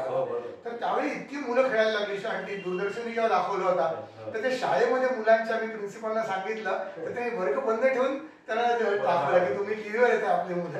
तर अशा प्रकारे एक उपक्रम होता. त्यावेळी खूप 2006, 8, 10 म्हणजे 15 वर्षापूर्वी 10 वर्षापूर्वी हा खूप मोठ्या प्रमाणात मुंबईत सुरू झाला. नंतर तो परत मागे पडला. पण शेवटी आमचं वैयक्तिक एफर्ट आम्ही असं वर्षातून एकदा करू शकतो. पण असोसिएशनने जर केलं तर प्रत्येक डिस्ट्रिक्टने जर वर्षातून 2-3दा करायला सुरुवात केली तर कुठेतरी तशा प्रकारचा एक व्ह्यू दिसत नाही संघटनांमध्ये असं मला वाटतं. सगळ्या भारत जिकडे दिसतो, तामिळनाडूमध्ये किंवा आंध्रमध्ये किंवा तेलंगणामध्ये तिकडे बुद्धिबळ खूप वरती आहे. पण जिकडे तसा वृत्ती नसते, एक थोडीशी चॅरिटेबल किंवा गरिबांसाठी काहीतरी करायचं, एंट्री फी स्वस्त ठेवूया, 5 रुपये एंट्री फी ठेवूया, 0 एंट्री फी ठेवूया, प्राइज लावूया एका दिवसाच्या टुर्नामेंटला 20,000 रुपये, तसं होत नाही. आज 20,000 रुपये जर प्राइज असेल तर एंट्री फी 1,000-1,500 रुपये. म्हणजे एंट्री फी मधूनच टुर्नामेंट ते कुठेतरी कमी व्हायला पाहिजे. बरोबर. सर, जर देश पातळीवर जर विचार केला, जसं तुम्ही आता उल्लेख केला की आंध्र आणि तिकडच्या त्या राज्यातले मुलं जास्ती समोर येताना दिसतात आणि भारताच्या आंतरराष्ट्रीय रेटिंग मध्ये जर आपण बघितलं तर गुकेश असेल किंवा प्रज्ञानंद असेल, अर्जुन एरिगेसी असेल, आपला महाराष्ट्राचा विदित असेल, विदित आहेत. पण महाराष्ट्रातले खेळाडू त्या रेटिंग मध्ये 27-28च्या जवळपास जाताना दिसत नाही. याला कुठेतरी कारणीभूत महाराष्ट्रात आपण मागे पडतो असं वाटतं. मला वाटतं विदितचं एक्झाम्पल एक्सेप्शनल आपण म्हटलं पाहिजे, कारण तो नाशिकचा आहे. नाशिकला काही खेळायची एवढी बाकीचा दुसरे कोणी खेळाडू नाही. तर महाराष्ट्राचे खेळाडू तयार होतात. दिव्या देशमुखला तर गोल्ड मिळालं किंवा आमच्या वेळी पण जी परिस्थिती तीच आहे की तुम्हाला स्वतः फक्त सर्वच एफर्ट तुमच्या आणि तुमच्या पेरेंट्सच आहे. तुम्ही शाळेला किंवा कॉलेजला कसं सांगता की आमचा ऍब्सेन्स अलाव करायचा, तर कुठल्याही प्रकारे संघटनांचा आपल्याला सपोर्ट मिळत नाही. आता वेल्लामल स्कूल जिकडे आज 18 ग्रँडमास्टर त्या स्कूलचे आहेत, तर तुम्ही जर चांगले खेळाडू असलात, तामिळनाडूचे खेळाडू जर नॅशनल चॅम्पियन झाला अंडर 8 मध्ये देखील, अंडर 7 मध्ये देखील, तर त्याला ते बोलवून घेतात की तुम्ही चेन्नईला या आणि चेन्नईला आम्ही तुम्हाला फ्री हॉस्टेल देऊ. आई वडील तुम्ही वाटलं आई वडील शिफ्ट घरी जायचं असेल, तुमच्या फ्लॅटचं भाडं आम्ही देऊ, खर्च देऊ आणि अशा प्रकारे जे चॅरिटेबल आहे, आज वरच्या वर 18 ग्रँडमास्टर तयार होत नाही. तुम्ही जर आज कलकत्त्याचा मुलगा किंवा मुंबईचा मुलगा जर नॅशनल चॅम्पियन झाला, तो पण तिकडे जाऊन राहू शकतो. त्याला ते व्यवस्था करतात. आणि मग गुकेश चौथीपासून शाळेतच गेला नव्हता, तर अशा प्रकारे अभ्यास करायची जी शक्यता उत्पन्न होते, तशा प्रकारची एनकरेजमेंट आपल्याकडे नाहीये. शाळांची अडचणी खूप असतात की नाही बाबा आम्ही तुम्हाला सुट्टी देणार नाही. आणि कुठेतरी एक स्पॉन्सरशिप जी मिळते म्हणजे शासकीय किंवा खाजगी, तेलंगणा आणि आंध्र आणि तामिळनाडूमध्ये त्यांचं लगेच कम्युनिटी वाईज किंवा स्टेट वाईज राज्य सरकारच्या निधी लगेच जाहीर होतो. जसं 5 करोड रुपये तामिळनाडूने दिला गुकेशला, आणि इव्हन मला वाटतं आंध्रने 5 करोड दिला, कारण त्यांनी सांगितलं की जरी हा तामिळनाडूचा खेळाडू असला तरी हा मातृभाषा तेलुगू आहे म्हणून त्याला दिला. तर अशा प्रकारे जे कौतुक होतं, आज कदाचित त्याला 5 करोडची गरजही नाहीये, त्याला 12 करोड तसेच त्याला मिळालेले. पण ह्या प्रकारचे जे प्रोत्साहन आहे, आणि चंद्रबाबू नायडूंनी हे केलं होतं की तुम्ही नॅशनल चॅम्पियन झालात तर तुम्हाला त्यावेळी कुठल्याही 1 लाख रुपये आणि 1 ते 2 मिनिटं तुम्हाला मुलाखत देणार, ते भेटायचे. आणि ते भेटायचे आणि ते प्रेस बरोबर ते भेटायचे नॅशनल चॅम्पियन आणि पेरेंट्सना. आता त्यावेळी काय होतं, शाळेचा विरोध आपोआपच सीएम स्वतः बोलवून देतात, तर शाळेला पण काहीच करायला लागायचं की आमचा मुलगा आमचा विद्यार्थी खरोखर काहीतरी मोठं केलेलं आहे. आणि मग हम्पी किंवा हरिकृष्ण हे खेळाडू, जी रोहित होता जो माझा स्टुडंट होता आणि तो इंटरनॅशनल मास्टर झाला, 3 ग्रँड मास्टर नाम झाले, पण तो न्यूक्लिअर सायंटिस्ट झाला आणि त्यांनी बंदच केलं ट्रायबल. पण त्यातही मला आनंद आहे कारण तो फार मोठा आज सायंटिस्ट झालेला आहे. तर अशा प्रकारे जे एनकरेजमेंट सुरुवातीला असते, तुम्हाला शाळेत पुढे जायला मिळते आणि नंतर तुम्ही तुमचा मार्ग हे करायला मोकळे आहात निवडायला. तशी आपल्याकडे एक समाजाकडून हे नाही, आपल्याकडे कुठल्याही प्रकारे खाजगी स्पॉन्सरशिप मिळत नाही. अगदी तुम्ही नॅशनल चॅम्पियन, माझ्याच स्वतःच्या बाबतीत जेव्हा मला सगळ्यात जास्त नोकरीची किंवा त्याची आवश्यकता होती त्यावेळी आम्ही एका ऑर्गनायझेशनला अप्रोच केलं होतं. तर त्यावेळी नॅशनल ज्युनियर चॅम्पियन मी होतो, एशियनमध्ये मला ब्रॉन्झ मिळालं, छत्रपती अवॉर्ड मिळालं. त्यांनी सांगितलं की नाही बाबा हा परफॉर्मन्स काय आम्हाला योग्य वाटत नाही तुम्हाला द्यायला. आणि मग त्याच्यानंतर मी जेव्हा म्हणजे मला अर्जुन अवॉर्ड वगैरे मिळालं, कॉमनवेल्थ चॅम्पियन मी झालो, म्हणजे first Indian to be Commonwealth, सगळं पेपरामध्ये आल्यानंतर मग त्यांच्याकडून एक अप्रोच केलं की तुम्ही आमच्या ऑर्गनायझेशन जॉईन करणार का. मी म्हटलं आता ऑलरेडी मी दुसऱ्या ऑर्गनायझेशनमध्ये आहे आणि आय हॅपी विथ दॅट, थोडंसं पगार वाढेल यासाठी मला याची इच्छा नाही. तर कुठेतरी हे आवश्यकता आहे की आपल्याला होतकरू खेळाडूंना जे प्रशिक्षण मिळणं आवश्यक आहे ते कुठेतरी मिळत नाही आणि तिथे संघटना मागे पडतात, समाज मागे पडतो. आजही मला वाटतं महाराष्ट्राने कुठल्याही प्रकारे दिव्या देशमुखला कोणी स्पॉन्सरशिप ऑफर केली असं वाटत नाही. विदित गुजराती सर्व्हिसमध्ये आहे, म्हणजे जो पेट्रोल सेक्टरमध्ये आहे, त्याला स्पॉन्सरशिपची गरज नाही. परंतु दिव्या देशमुख 18 वर्षाची आहे तर मला तिला स्पॉन्सर नसतील, असे बरेचसे खेळाडू सोडून देतात. आता भाग्यश्रीचं तरी उदाहरण ठरलं तर सांगलीमध्ये स्पॉन्सरशिप नाही, परंतु घरी सांगलीमध्ये खेळाडू नसल्यामुळे सांगलीमध्ये जेव्हा सगळ्यांना हरवायला लागली तर तिला मुंबईमध्ये येऊन भावाकडे राहणं आवश्यक झालं, त्या आईला आणि इतर भावंडांना सोडून. असं तर बऱ्याच वेगवेगळ्या प्रकारचे त्याग करायला लागतात. कधी आर्थिक त्याग असतो, कधी पर्सनल लाईफचा त्याग असतो, तो करायला लागतो बरेचदा. आणि त्या दृष्टीने महाराष्ट्राचं वातावरण पोषक नाही. खरंच महाराष्ट्रातल्या संघटनांनी म्हणा किंवा राज्यकर्त्यांनी म्हणा, दक्षिणात्य राज्यातले जे त्यांचे संघटना असतील किंवा त्यांचे राज्य सरकार असतील, यांनी ज्या गोष्टी केल्या त्याचं अनुकरण करण्याची आवश्यकता आहे किंवा ती वेळ आली असं आपण म्हणू शकतो. कारण महाराष्ट्रात पण टॅलेंट भरपूर असेल जे समोर येऊ शकत नाही तेवढ्या सुविधा नसल्यामुळे कदाचित. या टप्प्यावर एक अजून विचारावं असं वाटतं की गुकेशकडे असं वेगळं काय होतं. असं म्हटलं जातं की गुकेश असेल, प्रज्ञानंद असेल किंवा असेल किंवा विदित किंवा हे सगळे खेळाडू त्यांचे जे समकालीन जे आहेत, या प्रत्येकाकडे ती क्षमता आहे की ते जागतिक बुद्धिबळाच्या पटावर अधिराज्य गाजवू शकतात. पण 18व्या वर्षी वर्ल्ड चेस चॅम्पियनशिप जिंकणं आणि तेही डिफेंडिंग चॅम्पियनला जो चीनचा लिन डेरेन होता, त्या परिस्थितीत त्याचं वेगळं पण किती महत्वाचं प्राकर्षानं समोर येतं. मला वाटतं गुकेशचे आपण जर म्हणजे बाकी खेळाडू त्याच्या एवढे चांगले खेळत आहेत पण सुमार आहे, परंतु गुकेश जर आपण बघितलं तर तो किंवा विश्वनाथन आनंद यांना आपण स्वयंभू म्हणू शकतो. म्हणजे त्यांनी उदाहरणार्थ आतापर्यंत या वर्ल्ड चॅम्पियनशिपच्या आधीपर्यंत गुकेशने कॉम्प्युटरचा उपयोग करून घेतलेला नव्हता. किंवा त्याने जेव्हा सांगितलं की मला सगळ्यात तरुण वर्ल्ड चॅम्पियन व्हायचं आहे, ही देखील गोष्ट महत्वाची आहे. त्याची स्टाईल देखील तो कधीही जास्ती म्हणजे घरी तयारी जास्ती करत नाही, तो तिकडे येऊन पटावर करतो. त्याची स्टाईल अॅनाटोली कार्पोफ जे वर्ल्ड चॅम्पियन होते त्यांच्यासारखी त्याची स्टाईल आहे. आणि त्याच्यामध्ये कुठेतरी नॅचरली एक सेल्फ कॉन्फिडन्स देखील कार्पोफ सारखाच आहे. आणि खेळाची शैली पण तशीच आहे आणि त्यामुळे तो किंवा विश्वनाथन त्यांचं एक वेगळेपण आहे. बाकीच्यांमध्ये कधी कुठेतरी अभ्यास वगैरे जास्ती आहे, गोष्ट चांगली आहे, खूप चांगले करतात, परंतु कुठेतरी त्यांच्यामध्ये जो त्या प्रकारचा आत्मविश्वास किंवा त्या प्रकारचा आत्मविश्वासापेक्षाही योग्य वेळी जेव्हा निर्णय घ्यायचा आहे त्यावेळी अचूक निर्णय क्षमता, म्हणजे त्यासाठी कधी डेअरिंग लागते, त्यासाठी कधी व्हिज्युअलायझेशन ऑफ पोझिशन लागतं, कधी कधी ऑपोनंटच्या बद्दल त्याच्याबद्दल चांगला विचार करणं आवश्यक असतं की ऑपोनंट काय करेल या परिस्थितीमध्ये, तर हे आवश्यक आहे. तर त्या प्रकारचं म्हणजे ऑपोनंटचं रिडिंग करून देखील निर्णय घेण्याची क्षमता गुकेश आणि आनंदकडे आहे. आणि मुख्य म्हणजे की त्यांचं मला वाटतं बुद्ध्यांक, ज्याला आपण इंटेलिजन्स क्वेश्चन म्हणतो, तो देखील इतरांपेक्षा जास्ती असावा, कारण त्याची जी उत्तरं आहेत किंवा वागणे त्याप्रमाणे बघितलं तर सेल्फ कॉन्फिडन्स असणं, प्रॉपर सेल्फ कॉन्फिडन्स असणं आणि ओव्हर कॉन्फिडन्स नसणं ही फार कठीण गोष्ट आहे. कधी तुम्ही सेल्फ कॉन्फिडन्स ठेवता तुम्ही ओव्हर कॉन्फिडंट होता आणि कधी तुम्ही अंडर कॉन्फिडंट होता. हे त्याला लहानपणी 12-13 वर्षापासून बघितलं. आपला आवाका काय, आपली क्षमता काय त्याला बरोबर माहिती आहे आणि हे कळणं हेच मोठ्या बुद्धिमत्तेचं लक्षण आहे. म्हणूनच मला वाटतं ते यश ते तो किताब पटकवू शकला असेल. सिंगापूरच्या त्या लढतीकडे, त्या जे राऊंड झाले त्याकडे आपण येऊया.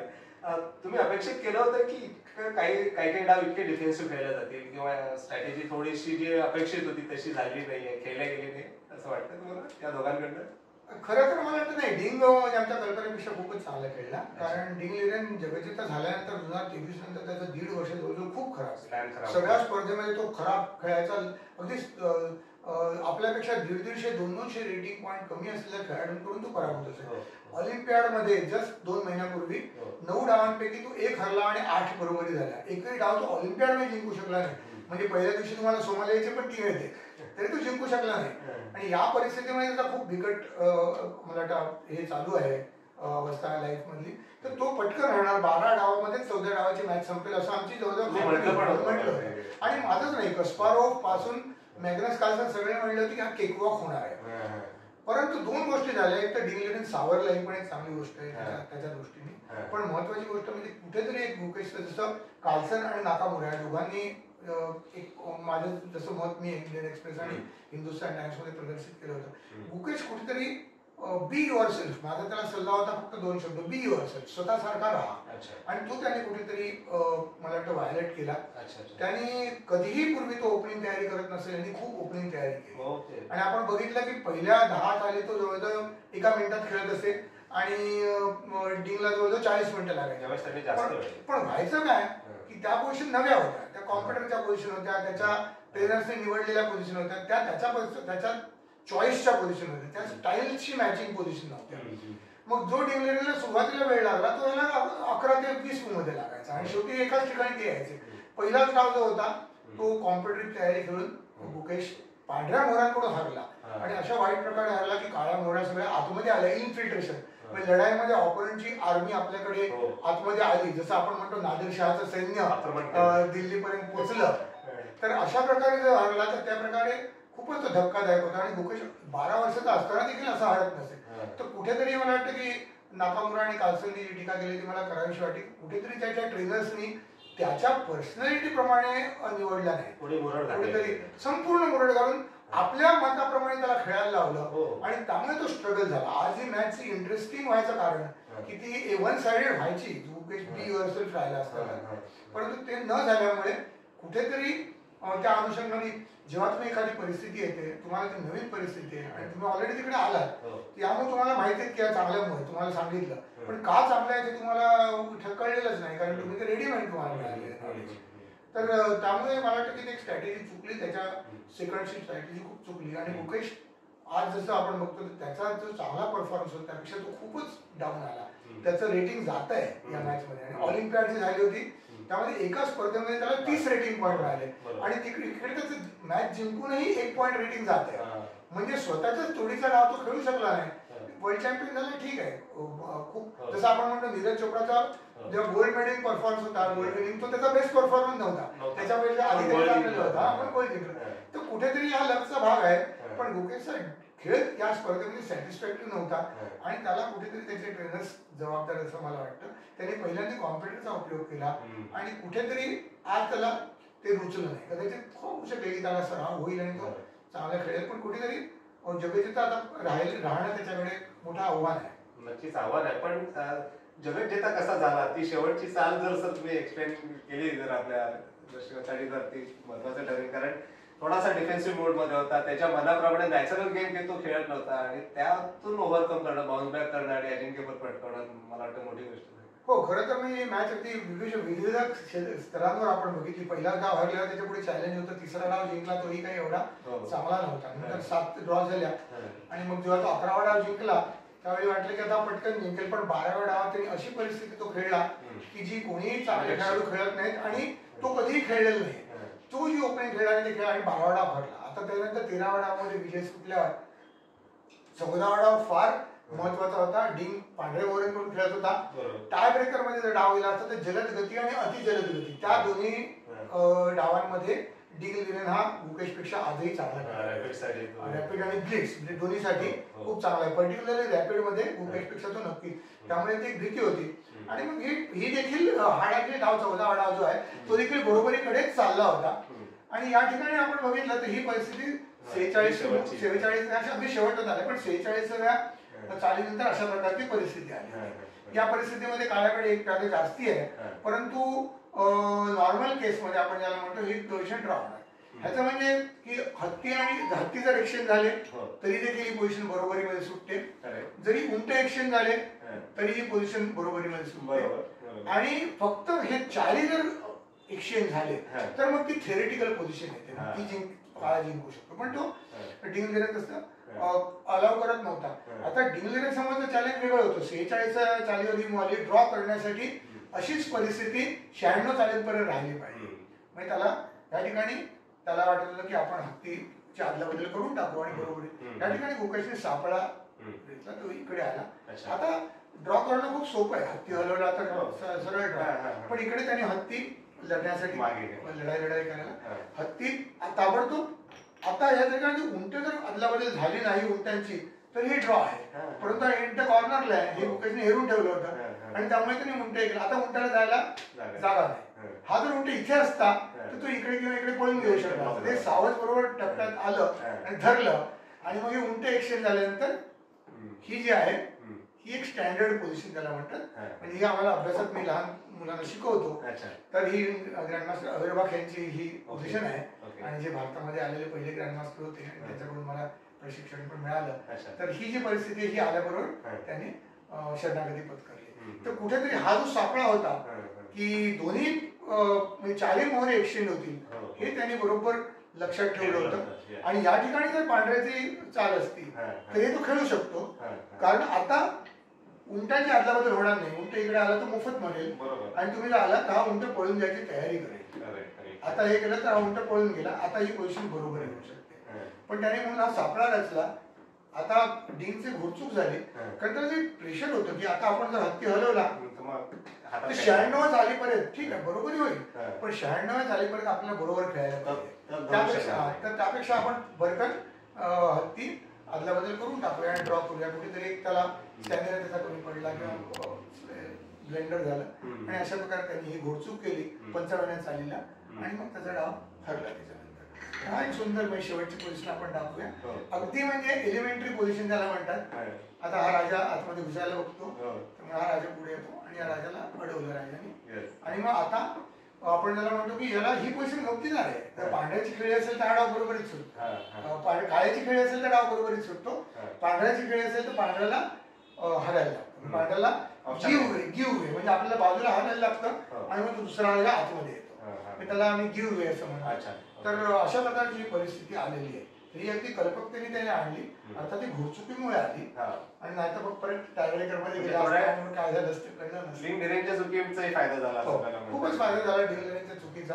परंतु गुकेशने शेवटपर्यंत प्रयत्न चालू ठेवले, कारण पांढऱ्या मोहऱ्यांकडून बरोबरी करण्याचा प्रयत्न करणाऱ्या खेळाडूला जगज्जेत्याला काळ्या मोहऱ्यांकडून हरवणं हे मोठे चॅलेंज आहे आणि त्यांनी शेवटपर्यंत सोडली नाही पोझिशन. म्हणजे त्यांनी अशी परिस्थिती आणली की 46 मला ड्रॉ होईल, पण तू 96 पर्यंत 50 मध्ये तू एकही चूक केली नाहीस तर, आणि त्यांनी 90 चालीला चूक केली. त्यामुळे ते कठीण होतं. म्हणजे असं ड्रॉ एवढी सोपी नव्हती अशी वाटते तशी. त्यालाही अभ्यास केलेला आहे त्याला कधीही म्हणेल, पण वेळही कमी होता, दमला होता, प्रेशर कमी होतं. शेवटचा डाव होता. शेवटचा डाव होता. कुठेतरी अँझायटी पण असते. तर त्यामुळे हा मौका मला वाटतं मिळाला आपल्याला. जसं इतर खेळांमध्ये असते की टॉस जिंकण्याचं ऍडव्हान्टेज असते, तसंच इकडे पांढऱ्या मोहऱ्यांनी खेळण्याचं जे सुरुवातीला आपल्याला एक चाल खेळायची संधी मिळते, त्यापेक्षा पण वेगळं काही सायकोलॉजिकल ऍडव्हान्टेज असते? सायकोलॉजिकल ऍडव्हान्टेज जास्ती असतं, कारण सुमारे 100 ते 125 वर्षापूर्वी एक पांढऱ्याचा म्हणजे प्रभाव, एक थोडं पांढऱ्याला थोडीशी स्ट्रॅटेजी पण डेव्हलप झाली. आपण म्हणतो की कशा प्रकारे तंत्रज्ञान डेव्हलप झालं, म्हणजे कॉम्प्युटरचं तंत्रज्ञान नाही तर बुद्धिबळ कशा प्रकारे खेळलं पाहिजे, कशा प्रकारे सुरुवात केली पाहिजे, ह्याचं जे टेक्निक आणि स्ट्रॅटेजी जी आहे ती डेव्हलप झाली. आणि मग त्याकडे थोडंसं पांढऱ्या खेळाडूंना, पांढऱ्या मोहऱ्यांना खेळ अवास्तव महत्व दिलं जातं असं मला वाटतं. पण तसं खूप झालेलं आहे, म्हणजे की एक ओकेशन दाखवून दिलं की पहिल्यांदा तो काळ्याकडून पण पांढऱ्याकडून हरला होता, म्हणजे तसं काही फरक पडला नाही. तेव्हा काळ्या आणि पांढऱ्याचा जास्ती फरक पडत नाही, शेवटचा डाव तो काळ्याकडून जिंकलेला आहे. तर अशा प्रकारे थोडंसं त्याला जास्ती पण आहे, पांढऱ्या खेळाडूंना थोडंसं ऍडव्हान्टेज असतं. पण आपण जसं म्हणतो की बॅडमिंटनच्या सर्व्हिसमध्ये जेवढं ऍडव्हान्टेज असतं तेवढं नसतं, त्यापेक्षा कमी असतं. आणि थोडंसं म्हणजे एक पहिल्यांदा काय होतं की काळ्यासमोरची अडचण नव्हती की आधी आपली इक्वल करायची, आणि इक्वल झाल्यानंतर मग आपण ऍडव्हान्टेज साठी प्रयत्न करायची. पहिल्यांदा स्टेप घेण्यासाठी पांढऱ्या मोहऱ्या खेळणाऱ्यांना ते ऍडव्हान्टेज असते. पण आता आपण जरी फिशर स्पार्क्सची मॅच जरी बघितली तर तिसरा आणि पाचवा डाव जे महत्वाचे डाव होते ते फिशर काळ्या मोहऱ्यांकडून जिंकला होता. आणि स्पार्क्सकी त्यावेळी खूपच स्ट्रॉंग खेळाडू होते, म्हणजे वर्ल्ड नंबर 2 होतेच ते त्यावेळी. तर असं काही नेहमी म्हणता येणार नाही की, पण आहे तसं जर आपण मनात एक भीती ठेवली की आज माझे काळे मोहरे तर मी बरोबरीसाठी खेळतो, तर ते तसं होतं. पण 10,000पैकी 9,999 खेळाडू पांढरे असताना वेगळी स्ट्रॅटेजी आणि काळे असताना वेगळी स्ट्रॅटेजी करतात. गुकेशने कधीही ती केली नाही. 16 वर्षाच्या मुलांनी जेव्हा 2022च्या ऑलिम्पियाडमध्ये पहिल्या बोर्डवर, टॉप बोर्डवरती सुवर्ण पदक मिळालं, तर पहिले 8 डाव तो त्याच्यापेक्षा तगड्या खेळाडूंशी जिंकला होता. तर अनेक ग्रँडमास्टर त्याच्याहून तगडे होते आणि पहिले 8 डाव, 4 पांढरे आणि 4 काळे, तो 8 डाव जिंकला. आणि त्या स्पर्धेमध्ये मला वाटतं की त्याचं यश असं होतं की त्याला ज्यावेळी सुवर्ण मिळालं 16 वर्षाचा, तो सगळ्यात तरुण खेळाडू तर होताच पहिल्या बोर्डवर सुवर्ण मिळवणारा, परंतु मॅग्नस कार्लसनला त्यावेळी ब्रॉन्झवरती समाधान मानायला लागला. तर हा जो फरक होता कांस्यमध्ये मॅग्नस कार्लसनला, तो तिन्ही प्रकारचा वर्ल्ड चॅम्पियन होता. आणि हा लहान मुलगा 16 वर्षाचा, कोणी ऐकलेलं नाही, तो त्याला सुवर्ण मिळतं. तर कुठेतरी त्याच वेळी कल्पना आली होती की हा जगतिकता होणारच, तर त्याच्याकडे ते गुण होते त्याच वेळी. सर, आता निश्चितच मुकेशकडनं अपेक्षा वाढणार आहे त्याच्याकडे. असं म्हटलं जातं की अजिंक्यपद मिळवणं, एकदा मिळवणं तेवढंच कठीण नाही, पण ते टिकवून ठेवणं जास्ती कठीण आहे, कारण त्या स्टेटसला आल्यावर तुमच्याकडनं अपेक्षांचं ओझं तुमच्यावर वाटतंय.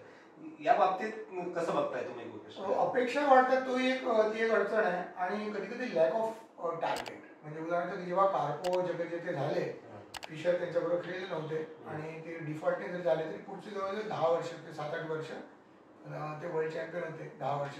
तर त्यावेळी त्यांच्याकडून अडचण अशी होती की ते ज्या स्पर्धेत खेळायचे ते सगळीकडे ते पहिले आहेत. मग आता अँबिशन काय, अजून काय करायचं, तर ते लॅक ऑफ मोटिवेशन. आज कार्लसनचं, म्हणजे मी आता कार्लसनच्या अल्पाईन एसजी पायपर्स जे संघ होता कार्लसनचा आणि प्रज्ञानंद, तर त्या संघाचा मी कोच आणि कॅप्टन होतो ग्लोबल चेस लीग, टेक महिला ग्लोबल चेस लीग मध्ये. तर त्यावेळी कार्लसन आणि इतर खेळाडूंबरोबर आमची रोजच इंटरॅक्शन आहे, टीम स्ट्रॅटेजी काय असेल. तर कुठेतरी त्याचं लॅक ऑफ मोटिवेशन मला सगळंच मिळालं. तिन्ही रेटिंग लिस्टमध्ये टॉपला आहे, जगज्जेता असताना तरी सोडलं. भारतात पण काही महिन्यांपूर्वी आला होता, तर त्यावेळी त्यांनी 9पैकी 7.5 गुण मिळून 2-2 पॉईंट जास्ती कलकत्त्याला तो टाटामध्ये फर्स्ट आला. तो कुठेतरी त्यांनी मनात आणलं की तो सहज हरवतो आणि मग त्याला अँबिशन राहत नाही. मग तो आज काल बघितलं जी स्पर्धा चालू आहे त्याच्यामध्ये 5मध्ये त्याचे फक्त 2.5 डाव झाले, 2.5 पॉईंट झालेले. त्यांनी काल बेलारुशियाच्या कुठल्या तरी खेळाडू बरोबर हरला. आज तो तसा खेळतो त्याच्यावर आहे, कारण तो जगज्जेत्या पदासाठी खेळतोय रॅपिडच्या. आणि आज भारतीय खेळाडू, म्हणजे अमेरिकन खेळाडू, भारतीय खेळाडू हे टॉपला आहेत, अमेरिकन खेळाडू विशेषतः. आणि कार्लसन 5पैकी फक्त 2.5 वर आहे. तेव्हा आज जर त्यांनी मोटिव्ह असे तो चॅलेंज घेण्यात हे आहे. त्याला जेव्हा कळतं की माझ्या वर्चस्वाला धक्का पोचू शकतो, माझी इमेज कुठेतरी डाऊन प्लेअर म्हणून, त्यावेळी तो एकदम बाउन्स बॅक करतो.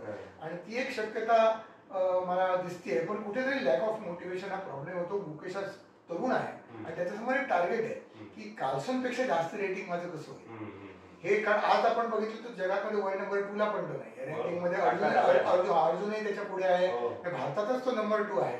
आणि बाकी पण खेळाडू आहेत, करू आणि अनेक नाकामुरा. तर या परिस्थितीमध्ये त्याच्यासमोरचं जे आव्हान आहे की या मी जगजेता असलो तर या खेळाडूंच्या वरती मी कधी जाणार रेटिंग प्रमाणे. कारण एक मापदंड आपण रेटिंगचाच धरतो की कोणाचा दर्जा किती आहे तर रेटिंग प्रमाणे त्याचा दर्जा आहे हे समजलं जातं. तर कार्लसनच्या पुढे जाणं हे त्याला आज मोटिवेटिंग फॅक्टर आहे. आज तो कार्लसनच्या जर पुढे गेला तर मात्र त्यांनी एक कुठेतरी आपण वेसण घातली नाही पाहिजे आपल्या महत्वाकांक्षेला. कारण कुठेतरी खेळाडू जो चालू जिंकत राहतो तो मोटिवेशन प्रमाणे असतं, त्याला ते जिंकायची इच्छा असणं आवश्यक असतं, त्याची इशू ते सगळ्यात महत्वाचं आहे. ते एकदा गेलं आणि आज देखील मला वाटतं कार्लसन सर्वोत्कृष्ट खेळाडू आहे, पण ज्यावेळी त्याचा मूड असेल त्याच वेळी असे आता दुर्दैवाने कुठेतरी सतत 4 तास खेळायचा त्याला कंटाळा येतो, त्याने क्लासिकल बंद केलं. कुठेतरी विश्वनाथन आनंदनी पण 2014 मध्ये क्लासिकल बंद केलं. तर कुठेतरी तेवढं कॉन्सन्ट्रेशन राहत नाही आणि ही अडचण बऱ्याच खेळाडूंची येते. अगदी म्हणजे वरती असलेल्या खेळाडू, टॉपला असलेल्या खेळाडू देखील कुठेतरी त्यांचे महत्वाकांक्षा कमी होते की आपण तर इतरांपेक्षा चांगले खेळलो, आता काय करायचंय. तर ही एक भावना त्यांनी येऊ देऊ नये असं मला वाटतं. एक चॅलेंज असतं फार. सर कार्लसन किंवा गुकेश हे एकमेकांना आव्हानं देण्याची शक्यता किती दुसर आहे किंवा आहे का? खरं तर ते कठीण वाटते कारण गुकेश रॅपिड आणि ब्लिट्स मध्ये एवढे चांगले खेळत नाही आणि कार्लसन क्लासिकल खेळणार नाही जगजेतेमध्ये असं त्यांनी सांगितलेलं आहे. आणि मॅचेस त्यांच्या होतात, जसं वर्ल्ड कप मध्ये मागच्या वर्षी खेळलं होतं तर गुकेश कार्लसनकडूनच पराभूत झाला होता सेमीफायनलला आणि फायनलमध्ये पराभूत झाला होता. तिकडे कुठेतरी कार्लसनचं यश आहे निर्विवाद. पण जागतिक बुद्धिबळ संघटनेचं ते फॉर्मॅट बदललं नाही. कारण आज लोकांची कार्लसनवरही टीका होते, कोणाची फिडेवरती टीका होतीये. पण एक महत्वाचा मुद्दा आहे की जगज्जेत्याला जर आपण जगज्जेता म्हणून स्वीकारायचं असेल तर तो जगातला इतरांपेक्षा चांगला खेळाडू हे समाजाला वाटलं तरच समाज त्याला जगज्जेता म्हणून एक्सेप्ट करतो. जसा कस्पारो होता किंवा फिशर होता किंवा बाकी कार्पो ज्यावेळी होता किंवा बोटविनिक होते म्हणजे कस्पारोचे ट्रेनर, अलेखिन, तर हे सगळे खेळाडू होते.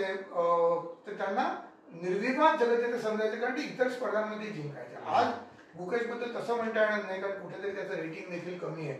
तर अशा प्रकारचे ते किंवा टीम लिरेनला तर खूपच त्याला म्हणजे कधी वर्ल्ड चॅम्पियन सारखं कधी तिला लागवलंच नाही कारण तो सगळ्या टुर्नामेंटमध्ये हरायचा बाकीचा. तर कुठेतरी हे जर आपल्याला नको असेल की एक कॉमन मॅन म्हणतो की नाही वर्ल्ड चॅम्पियनला काही चांगला गेम नाहीये, ही एक मोठ्या धोक्याची गोष्ट आहे की जर कॉमन मॅनला वाटलं की वर्ल्ड चॅम्पियन जर चांगला नाहीये तर वर्ल्ड चॅम्पियनशिप सायकलचं महत्व कमी झालेलं आहे आणि कुठेतरी ते बदलण्याची आवश्यकता आहे.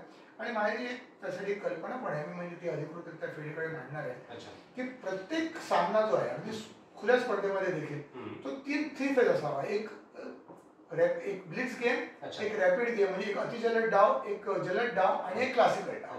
एकाच कॉम्पिटिशन मध्ये एका दिवशीच म्हणजे हा पहिल्या डावालाच तुम्हाला पांढरं तर पांढरा कलर, काळा ते काळा, वेटेज वेगळं असलं पाहिजे कारण क्लासिकल तेव्हा जास्त कठीण आहे. तेव्हा तुम्ही 2 मार्क ब्लिट्स मध्ये जिंकलात तर, 4 मार्क रॅपिड मध्ये जिंकलात तर आणि 8 मार्क क्लासिकल मध्ये जिंकलात तर म्हणजे तुम्ही क्लासिकल डाव जिंकल्यानंतर तुम्ही टॉपला राहणार कारण तुम्ही जर ते दोन्ही हरलात. पण मग तुमचे 4 गुण असतील आणि जर सगळे जिंकला त्याचे 7 गुण असतील. मग आपल्याला टायब्रेकची पण गरज राहत नाही कारण कोणाचे इतके पॉईंट असतील, कोणाचे दुसरे पॉईंट असतील, रादर 8 पॉईंट, 8+4+2 म्हणजे 14 पॉईंट होतात एका डावानंतर. कोणाचे 13 असतील, कोणाचे 12 असतील. तर हा जो आहे टायब्रेक हा मी खरोखरच फिडेला सजेस्ट करणार आहे कारण फिडे सोशल कमिशन वरती मी सदस्य आहे आणि समाजामध्ये याचा प्रसार आणि प्रचार कसा करता येईल एक सदस्य मी पदाधिकारी नाही आहे परंतु ती पण एक माझी जबाबदारी आहे. मला वाटतं हे मी एक सुझाव त्याला म्हणतील तो देऊन प्रयत्न करणार आहे की अशा प्रकारे जर तुम्ही ठेवलं तर सगळ्या टॉप खेळाडूंचा समावेश होईल आणि मग निदान जगजेता आहे तो सर्वोत्कृष्ट खेळाडू आहे जगातला हे मान्य करायला समाजाला अडचण येणार. आणि खूप चांगलं सजेशन आहे की तिन्ही फॉर्मॅट मध्ये प्रत्येक खेळाडूचा कस कसा लागतो ते एकाच दिवशी एकाच कॉम्पिटिशन मध्ये आपल्याला दिसून येईल. सर या अनेक ट्रॉफीज आपल्याला दिसतात आहे पण यातले तुम्हाला सगळ्यात जवळची वाटणारी प्रत्येक यश तसं आपलं जवळचं असते प्रत्येक खेळाडूचं पण एक कुठलं तरी असते की जे वेगळं असते थोडंसं, कुठलं काय सांगायचं आवडतं? मला वाटतं 40 वर्षापूर्वी सर्वात महत्वाचं जे अवॉर्ड होतं ते अर्जुन अवॉर्ड. म्हणजे अर्जुन अवॉर्ड त्यावेळी हायस्ट आणि तो जो आहे अर्जुन अवॉर्ड मला आणि भाग्यश्रीला, मला 1984 मध्ये मिळाला आणि भाग्यश्रीला 1987 मध्ये मिळाला. तर ते मला वाटतं सगळ्यात महत्वाचं आहे. आजही त्याची ठीक आहे त्यावेळी त्याचं पारितोषिकाची रक्कम खूप कमी असेल परंतु अवॉर्ड म्हणून आजही अर्जुन अवॉर्ड हे फार महत्वाचं आहे. ऍथलीट्स बरोबर जेव्हा आम्ही अभ्यास करतो हो. तर सुमारे इंटर स्कूल पासून आपण बघितलं तर 25 ते 30 लाख खेळाडूंपैकी एक अर्जुन अवॉर्ड मिळतो. तर हे जे अवॉर्ड आहे तर ते सगळ्यात आजही सगळ्यात महत्वाचं आहे आणि मेडल्स येतील, टायटल्स येतील, परंतु हे सगळ्यात महत्वाचं अवॉर्ड आहे मला. आणि तुम्ही दोघेही खूप भाग्यवान आहात. अर्थात तुमचं दोघांचं यश पण तेवढं मोठं आहे की 2-2 अर्जुन अवॉर्ड तुमच्या घरी आहेत. पण मला इथे हा प्रश्न विचारावा असं वाटतं की सगळ्यात पहिले एकमेकांना चेस कोणी दिला?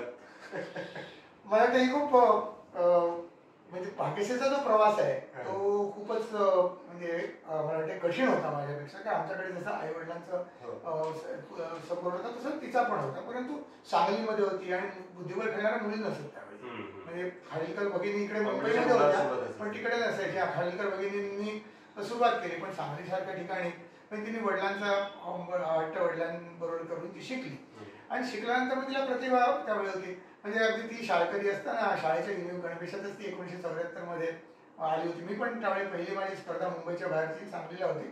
आम्ही नुसतं एकमेकांना बघितलं होतं, परंतु त्यानंतर आम्ही बोललो एकमेकांशी 8 वर्षांनी. त्यावेळी शाळकरी होतो आणि आम्ही बघायचो का नाही मुलगी भारतीय याच्यामध्ये आली.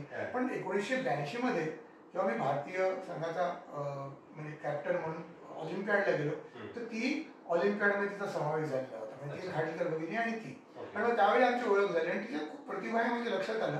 आणि मग चर्चा होताना माझा एक नियम असायचा की सारे डाव जे आहेत ते साऱ्या खेळाडूंनी त्याचं अनालिसिस बघितलं पाहिजे. सगळ्या मिळून का हरलो का जिंकलो याचं विश्लेषण केलं पाहिजे. आपण जसं म्हणतो चर्चा, कारण क्रिटिक जर नाही तर यश इम्प्रुव्हमेंट होणार नाही. तर ते व्हायचं आणि ते भाग्यश्री येऊन ते बघायची, पुरुषांचे पण डाव सगळे ती येऊन बघायची, कधी माझ्या खोलीमध्ये कधी दुसऱ्यांच्या खोलीमध्ये. मी आणि डॉक्टर नागेंद्र ज्यावेळी आम्ही रूप पाठवलो तिकडे सगळे खेळाडू यायचे, भाग्यश्री पण येऊन डाव बघायची, विचारायची ही खेळेल का नाही. मग त्यानंतर सांगलीला गेल्यावर तिच्या लक्षात आलं की तिकडे तिला खेळणं शक्य नाही, कारण ती 81-82 मध्ये सांगलीतले सर्वोत्कृष्ट खेळाडू झाले. तिकडे ऑपॉर्च्युनिटी नाही, वर्षातून एकच टुर्नामेंट होणार, तिथे देखील तुमच्यापेक्षा सगळे खराबच खेळाडू आहेत. मग काय करायचं, पुरुषांमध्येही ती जिंकू शकायची. मग तिने तिचे एक बंधू इकडे सेटल झाले होते मुंबईमध्ये, युवायुवानी बांधलेलंच होते. तर अजूनही ते इथेच राहतात आमच्यापासून 500 मीटरवरती. तर त्यांनी त्यांच्याबरोबर त्यांच्याकडे ती राहायला आली. तर तिने एक धाडसी डिसिजन घेतला आईला आणि इतरांना सोडून ती तिकडे हा तिने एक धाडसी निर्णय घेतला आणि त्या निर्णयाप्रमाणे ती आली. त्यानंतर तिला खूपच मोठा त्याग याच्यासाठी म्हणता येईल की खूपच त्यावेळी कठीण आयुष्य होतं. भावाकडे राहायचं, भाऊ कामाला निघून जाणार, हिला घरी थांबायला लागायचं आणि मग कधी प्रॅक्टिस पार्टनर मग घरी बोलवायची जास्ती. मी जवळ होतो, मी शरद खेळवशी इतर प्रॅक्टिस पार्टनर आम्ही एकत्र जायचो कधी. मग तिला सांगायचं की क्लबमध्ये तू संध्याकाळी 6 वाजता ये. मग तिला मुंबईची माहिती नव्हती, मग आम्ही तिला घरून क्लबमध्ये घेऊन जायचो ट्रेननी वगैरे. आणि तिच्याकडे कसं पूर्वी 2 गाड्या वगैरे होत्या, ट्रेनची वगैरे तिला सवय नव्हती, ट्रेनची बसची. पण हे सगळं ती ट्रेननी यायचं, बसने यायचं, रात्री 10-10:30 पर्यंत तिकडे राहायचं आणि मग क्लब मधून मग आणून तिला आम्ही घरी सोडणार. आणि अशा प्रकारे हे जे म्हणजे खडतर आयुष्य ते ती आहे की घरी दिवसभर शिक्षण पूर्ण झालेलं आहे, सगळं झालेलं आहे, पण फक्त बुद्धिबळासाठी येऊन ती म्हणजे राहिली मुंबईमध्ये. आणि मग हळूहळू आमची मैत्री खूप 84 मध्ये आमची खूप घनिष्ठ मैत्री झाली. आणि मग 1985 मध्ये आम्ही 84 मध्ये आम्ही दोघेही नॅशनल चॅम्पियन होतो. मग आम्ही खूप स्पर्धा वेगळ्या खेळायला गेलो आणि मला एकमेकांचा स्वभाव पण कळला. सुरुवातीला तुमच्यातला प्लेअर कसा आहे आपण बघतो, पण हळूहळू मग तुमच्या माणूस म्हणून ओळख होते. आमची खूप गाढ मैत्री झाली. 1-1.5 वर्ष आमची खूप गाढ मैत्री झाल्यावर मग मला वाटलं की ही चांगली लाईफ पार्टनर होऊ शकेल. आणि मग मी तिला विचारलं आणि अशा प्रकारे तिने सांगितलं की थोडा मी विचार करते. मी थोडा वेळ घेतला, तिने थोडा विचार केला आणि त्याच्यानंतर आमचं एकमेकांशी लग्न करायचं ठरलं. आणि घरूनही काही कुठल्याही प्रकारे विरोध झाला नाही. आमच्याकडे तर मुक्त वातावरण होतच, पण तिने पण जाऊन सांगितलं घरी तर तिच्या आईने किंवा थोरले बंधू जे होते त्यांनी कुठल्याही प्रकारची हरकत घेतली नाही. त्यांना आपण वेगळे हॅपी, त्यामुळे कुठल्याही प्रकारच्या अडचणी आल्या नाही. निर्णय घेण्याचं फक्त तिच्यावरतीच होतं, तर तिला स्वातंत्र्य होतं. म्हणजे स्पर्धांमध्ये त्यापूर्वी सर कधी एकमेकांविरुद्ध तुम्ही खेळला? त्यापूर्वीही खेळलो, नंतरही खेळलो. एकदा म्हणजे आम्ही 1982 मध्ये सांगलीच्या खुल्या स्पर्धेमध्ये ती माझ्याबरोबर खेळली. त्यावेळी ऑलिम्पियाड व्हायची होती, त्यामुळे आम्ही एकमेकांशी बोललो नव्हतो कधी, पण खेळली. तर त्यावेळी तिने एक प्रतिभाशाली कल्पना पण ती चुकीची आहे. म्हणजे उदाहरणार्थ की आपण म्हणतो थॉमस अल्वा एडिसनचे 850 प्रयत्न चुकल्यानंतर त्यांनी करेक्ट मेटलनी बल्ब बनवला. तर तसा तिने एक चुकीचा प्रयोग केला, पण तो म्हणजे त्यात प्रतिभा आहे, म्हणजे कल्पना आहे, कल्पना चुकीची आहे, चुकीच्या वेळी खेळले गेले. तर मी मग तिला सांगितलं समजा की हे काही बरोबर नाही या ठिकाणी, कारण तुझं म्हणजे स्ट्रॅटेजी अटॅकची स्ट्रॅटेजी नाही, इथे तुला बचावाची स्ट्रॅटेजी केली पाहिजे. एक तर माझे पांढरे मोहरे होते, मी नॅशनल चॅम्पियन होतो, ती भारतीय महिलांच्या संघामध्ये होती, पण तिने खूप जास्ती ॲग्रेशन दाखवलं आणि ती ॲग्रेशन तिचं अजूनही होतं. म्हणजे Viswanathan Anand Indian international bronze medal मिळाल्यानंतर पुढच्या वर्षी 1985 मध्ये देखील विश्वनाथन आनंदच्या बरोबर ड्रॉ करण्यासाठी खूप मेहनत झाली. म्हणजे मेट होत आली होती त्याच्यावरती आणि मेटला काय पर्याय नाही म्हटल्यावर त्यांनी फक्त भाग्यश्रीला ड्रॉ म्हणून विचारला, तर भाग्यश्रीने बघितलं आपल्यापेक्षा 300 रेट 200-300 रेटिंग पॉईंट जास्ती आहेत, त्यांनी पटकन ॲग्री केली. मग त्याला दाखवलंय जिंकत होता असं चेष्टा पण त्यांनी केली खूप. तर लहान होता त्यावेळी 15-16 वर्षाचा. तर अशा वेळी तिने खूप ऐतिहासिक म्हणजे अपार्ट फ्रॉम एशियन चॅम्पियनशिप किंवा 2दा कॉमनवेल्थ चॅम्पियनशिप, पण एक झोनल आणि इंटरझोनल जगज्जेते पदार्थ एक सायकल असतं. तर ते महिलांचं आणि पुरुषांचं एकत्र होतं. ते 1990 मध्ये आम्ही कतारमध्ये खेळत होतो. आनंद पहिला आला आणि मी दुसरा आलो. महिलांमध्ये भाग्यश्री पहिली आले. तर आनंदानंतर प्रेसने विचारलं की सर्वोत्कृष्ट डाव कुठला या स्पर्धेतला, तर त्याला बहुधा त्याच्याबद्दल विचार असतील, पण त्याच्या लक्षात आलं नाही. तर त्यांनी सांगितलं की भाग्यश्रीने मंगोलियाच्या खेळाडूला हरवलं, 32 तिचं नाव होतं, तर तो त्यांनी सांगितलं. तर मग ते लोक पण म्हणजे आश्चर्यचकित झाले सगळे, प्रेस तिकडची अरेबिक प्रेस पण आणि न्यू इंचेस आणि असं. म्हणजे त्यांनी सांगितलं नाही आम्ही तुमच्याबद्दल विचार, त्यांनी स्वतःच्या डावाबद्दल सांगितलं. परंतु म्हणजे की काही डाव असे जे होते म्हणजे जयंत गोखले पुण्याच्या प्रशिक्षकांनी, तर त्यांनी विचारलं भाग्यश्रीला विचारलं म्हणजे की हा डाव तू खेळलीस तर किती पुढे तू बघितलं होतंस. म्हणजे काय ते पण त्यांना म्हणजे त्यावेळी इतकं त्यांना आश्चर्य वाटलं विस्मय, कारण तू डाव बघितला. त्यांनी म्हणजे भाग्यश्रीला स्पेसिफिकली विचारलं की हे तू खेळलेस हे किती आधी तू बघितलं होतंस, कारण फार मोठा निर्णय आहे. तर भाग्यश्री म्हणले की मी बघितलं होतं आणि मग तिने सांगितलं. म्हणजे कधी कधी प्रतिभाशाली डाव ती खूप खेळलेली आहे, परंतु एक थोडंसं कुठेतरी मला वाटतं इंटरझोनल जेव्हा झाली तर त्यावेळी 93 मध्ये इंटरझोन मध्ये शेवटच्या 2 डावांमध्ये जर ती एक ड्रॉ करते तर ती ग्रँडमास्टर होऊ शकली असते, आणि तर त्या दोनापैकी 1 पॉईंट जर तिने केला असता तर ती म्हणजे कॅन्डिडेट्स मॅचला क्वालिफाय झाली असती. परंतु त्यावेळी ती शेवटचे दोन्ही डाव हरली. ती खूप शाकाहारी पण आहे आणि तिला खूप अडचणी त्या प्रकारच्या होत्या जीवनात. इंडोनेशियासारख्या ठिकाणी सगळेच नॉन व्हेजिटेरियन, तिला टोवर्ड एंड खूप प्रॉब्लेम आला. पण तिथून आणि कौस्तुभचा 92 नंतर जन्म झाल्यानंतर हळूहळू तिचं थोडं मोटिवेशन कमी होत गेलं, मुलाकडे खूप लक्ष द्यायला लागलं. तर मला वाटतं 93च्या नंतर तिने कॉमनवेल्थ चॅम्पियन जिंकलेली, अजूनही जिंकले. 2022 मध्ये तर श्रीलंकेमध्ये तिने सिनियर सिटीजन कॅटेगरीमध्ये पुरुषांचं गोल्ड मिळालं. आता देखील तिने यावर्षी पुरुषांचं सिल्वर मिळवलं. पण ती महिलांमध्ये खेळतच नाही, कॉमन सिनियर सिटीजन महिलांचं काय नाही, तर पुरुषांमध्ये खेळते. तर मेन्समध्ये पण तिला मागच्या वेळी गोल्ड मिळालं, कारण मला 2019 मध्ये मिळालं होतं. त्याच्या आधी मी कंटेन्शन मध्ये असेल, पण सिनियरचं मिळालं त्यावेळी मी म्हटलं सिनियरसाठी काय मी खेळणार नाही, कारण मला तर थ्रिल वाटत नाही. पण ती म्हणली की मला महिलांमध्ये थ्रिल वाटणार नाही, कारण माझ्या वयाच्या खेळाडूंपेक्षा मी पूर्वी पण चांगली होते. पण आज पुरुषांमध्ये जे पुरुष पूर्वी माझ्यावर चांगले खेळायचे त्यांना आज मी हरवण्याचा, आणि ते तिने करून दाखवलं त्यावेळी 2022 मध्ये आणि 24 मध्ये. ती अजून ऍक्टिव्हली खेळते आणि कधी कधी खूप सुंदर खेळते, कधी कधी खराब खेळते. खूप इंटरेस्टिंग गोष्टी आहे या बुद्धिबळाबद्दल. आपल्याला तुम्ही भाग्यश्रीचा प्रवास माझ्यापेक्षा खूप कठीण होता असं. येस येस, नक्कीच नक्कीच स्ट्रगल असतेच, आणि त्यावर ओव्हरकम पण केलंय त्यांनी, आणि वेळोवेळी त्यांचं यश त्यांचं महत्व पण सिद्ध केलंय. पण जाता जाता एक शेवटचा प्रश्न विचारतो सर, की आजच्या पिढीसाठी खरं तर बुद्धिबळामध्ये असं म्हणतात की पेशन्स सगळ्यात महत्वाचं पाहिजे, इच्छाशक्ती पाहिजे. जसं तुम्ही सांगितलं की काही अचीव्ह करायचं असेल तर ते तुमचं टार्गेट घेऊन तुम्ही तसे प्रयत्न करणार. पण आजची पिढी, खास करून महाराष्ट्रातली पिढी, जी बुद्धिबळाकडे कदाचित थोडी मागे पडत असेल, वेगवेगळी कारण असतील, पण त्यांना काय सल्ला द्याल?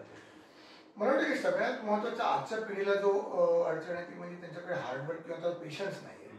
आणि हा डाव पेशन्सचा आहे, कारण तुम्हाला ज्ञान एक्वायर करायची ही लढाई आहे. 2 फौजांमधली लढाई आहे. लढाईचा निर्णय काय जनरल किंवा राजा जो निर्णय घेतो तो काय तयारीशिवाय घेतो का? तयारी त्याची करायला लागते. 6-6 महिने 1-1 वर्ष सैन्य बॉर्डरवरती न्यायला लागतं. तशी तयारी न करता त्यांना ते शिकायचं म्हणजे सायंटिफिक पार्ट आहे तो शिकायची इच्छा नसते. 2 प्रकारचे खेळाडू तयार होतात. आज भारतात 6 ते 7 करोड खेळाडू आहेत, पण स्पर्धा खेळणारे फक्त 36,000 आहेत. बाकीचे ऑनलाईन खेळाडू. आता 2 प्रकारचे खेळाडू म्हणजे मेजॉरिटीमध्ये काय आहे की ते विचार करायची क्षमता नाही आहे. जी दिसेल ती मुलं ते करतात, त्याला प्रॉडक्ट ऑफ प्रॅक्टिस. जी समोर दिसते मग मनात येईल ती खेळतात, 0 सेकंदात खेळतात, हरले तर दुसरा गेम आहे. म्हणजे त्यांनी तो व्हिडिओ गेम बनवलेला आहे की आज तुम्ही शूटिंग किंवा काही सुरू करता, हरला की गेम ओव्हर की पुढचा गेम खेळायचा. हा खेळाडू त्याच लेवलला 20 वर्ष राहतो, आणि आई वडिलांना वाटतं की हा मेहनत करतोय, रोज 3-3 तास खेळतोय. पण आज सगळे म्हणजे की महत्वाची गोष्ट, हरल्यानंतर का हरलोय शोधून काढायची जर क्युरिओसिटी नसेल, आईन्स्टाईन जे म्हणले की curiosity has is on reason for existence, तर ती क्युरिओसिटी नसेल की आता हरलो पुढचा डाव खेळूया, हे होणार नाही. असं का, हा प्रश्न मनामध्ये आणायचा. ते महाराष्ट्रामध्ये दिसत नाही. लहान मुलांमध्ये मी बघतो प्रज्ञानंद किंवा हरले तर ते असं का झालं हे लगेच चर्चा करतील. अर्जुन बसेल, मुकेश बसेल, लहानपणापासून आहे. त्यामुळे आमच्या पिढीमध्ये आम्ही सगळं असं करायचो. म्हणजे कितीही जरी ऑपोनंट दुःखामध्ये असेल तरी चल बघूया काय झालं, तू का हारलास किंवा मी का हारलो, हे हरल्यानंतर देखील आम्ही ताबडतोब चर्चा करायला जायचो. तर तसं आता दिसत नाही. तर कुणीतरी त्यांना हार्डवर्क नकोय, पटकन क्विक रिझल्ट पाहिजे. तर क्विक रिझल्ट बुद्धिबळात मिळणार नाही. बाकी ठिकाणी कधी मिळत असतील वायवामध्ये, जिकडे स्मरणशक्तीची आवश्यकता आहे तिकडे मिळू शकतील, पण जिकडे विचार करायची आवश्यकता आहे तिकडे तुम्हाला मिळणं शक्य आहे. दुसरं म्हणजे काही शाळेतलं प्रोजेक्ट नाही की आई वडील बनवून देतील, हे तुमचं तुम्हाला करायचं आहे. कारण प्रोजेक्टमध्ये लोकांना मार्क मिळतात ते आई वडिलांनी बनवलेलं असतं. तर कुठेतरी एक आपण, आणि यश जे असतं ते शेवटी कम्पॅरेटिव्ह आहे. अंडर 8 चॅम्पियन अंडर 10 चॅम्पियन होत नाही, अंडर 10 चॅम्पियन अंडर 12 होत नाही, आणि world junior champion world champion होत नाही. आणि त्याचप्रमाणे 10वीला पहिला आलेला मुलगा 12वीला पहिला येत नाही, 12वीला पहिला आलेला मुलगा काही सगळ्यात यशस्वी होत नाही. तर कुठेतरी फेजेस असतात. प्रत्येक फेजमध्ये आपल्याला स्वतःच्या इंडिपेंडेंट व्यक्तिमत्वाला जिवंत ठेवणं आवश्यक आहे, आणि त्यासाठी बुद्धिबळाची मदत होऊ शकेल. पण तुम्ही इम्पल्सिव्ह खेळाडू होता कामा नये, आणि त्याच्याऐवजी तुम्ही विचार करून करायची सवय लावली पाहिजे. खरं आहे, अनालिसिस करणं खूप आवश्यक आहे, आणि त्या दृष्टीने स्वतःला कुठपर्यंत मदत मारायची हे एक ठरवणं टार्गेट. आणि प्रेझन्स ऑफ माइंड त्यासाठी ठेवायला. मुख्य म्हणजे की फिशरने सांगितलंय, बॉबी फिशरने, की एक डाव हा तुमची फायनल एक्झाम देण्यासारखा असतो, आणि तसं तुम्ही लक्षात ठेवलं पाहिजे. काही काही मुलं सोडतात की आमच्या त्यांनी झेपत नाही, विचार करून खेळणं आमच्या त्यांनी झेपत नाही. म्हणजे मग तुम्ही सोडा, हौशी खेळाडू राहा, मग स्पर्धा खेळणं ते बंद करतात. आम्ही बरेचदा पेरेंट्सना सांगतो की हा हौशी म्हणून खेळू द्या, त्याला मजा येते, पण ते दुसरा कुठला तरी व्हिडिओ गेम खेळतो त्या प्रकारे तो खेळतोय, बुद्धिबळात त्याला यश मिळणार नाही. कधी कधी असं अनफॉर्च्युनेटली सांगायला लागतं. खूप महत्वाचा सल्ला सांगितला सर तुम्ही, की हा माझा शेवटचा डाव आहे, जर मी हा जिंकला तर मी पुढे जाऊ शकेल, हा विचार करून खेळलो आणि त्या दृष्टीने प्रयत्न केले तर कदाचित मोठं यश पण मिळू शकेल. आपण गोष्ट चॅम्पियनशिप मध्ये सहभागी झालात, आपली ही पूर्ण जर्नी सांगितली, बुद्धिबळाचा आपला, महाराष्ट्राचा, आपला देशाचा प्रवास कुठे झालाय ते सांगितलं. आजचे आपले जे चॅम्पियन आहेत त्यांच्या खेळाविषयी, त्यांच्या स्वभावाविषयी सांगितलं, आणि खास करून आपली आणि विश्वनाथ आनंद यांच्यासोबतची जी लढाई होती, जी स्पर्धा होती ती पण अधोरेखित केली. खूप मोठं यश मिळवलंय, आणि आजही तुम्ही मेंटॉर आहात, भारतीय संघाचे प्रशिक्षक आहात. तुम्हाला शुभेच्छा देतो की भारतासाठी आपण अजूनही मोठे चॅम्पियन तयार कराल, आणि खास करून महाराष्ट्रातल्या, मुंबईतले खेळाडू, बुद्धिबळपटू मोठ्या संख्येनं समोर येतील की आपण अपेक्षा करूया. आजच्या गोष्ट चॅम्पियनशिप मध्ये इथेच थांबूया. आपण आपला वेळ दिला त्याबद्दल धन्यवाद. तर येत्या रविवारी पुन्हा एकदा भेटूया एका नव्या चॅम्पियनसह, त्या चॅम्पियनची जर्नी, त्या चॅम्पियनची गोष्ट जाणून घेण्यासाठी. तोपर्यंत आज इथेच थांबूया. नमस्कार.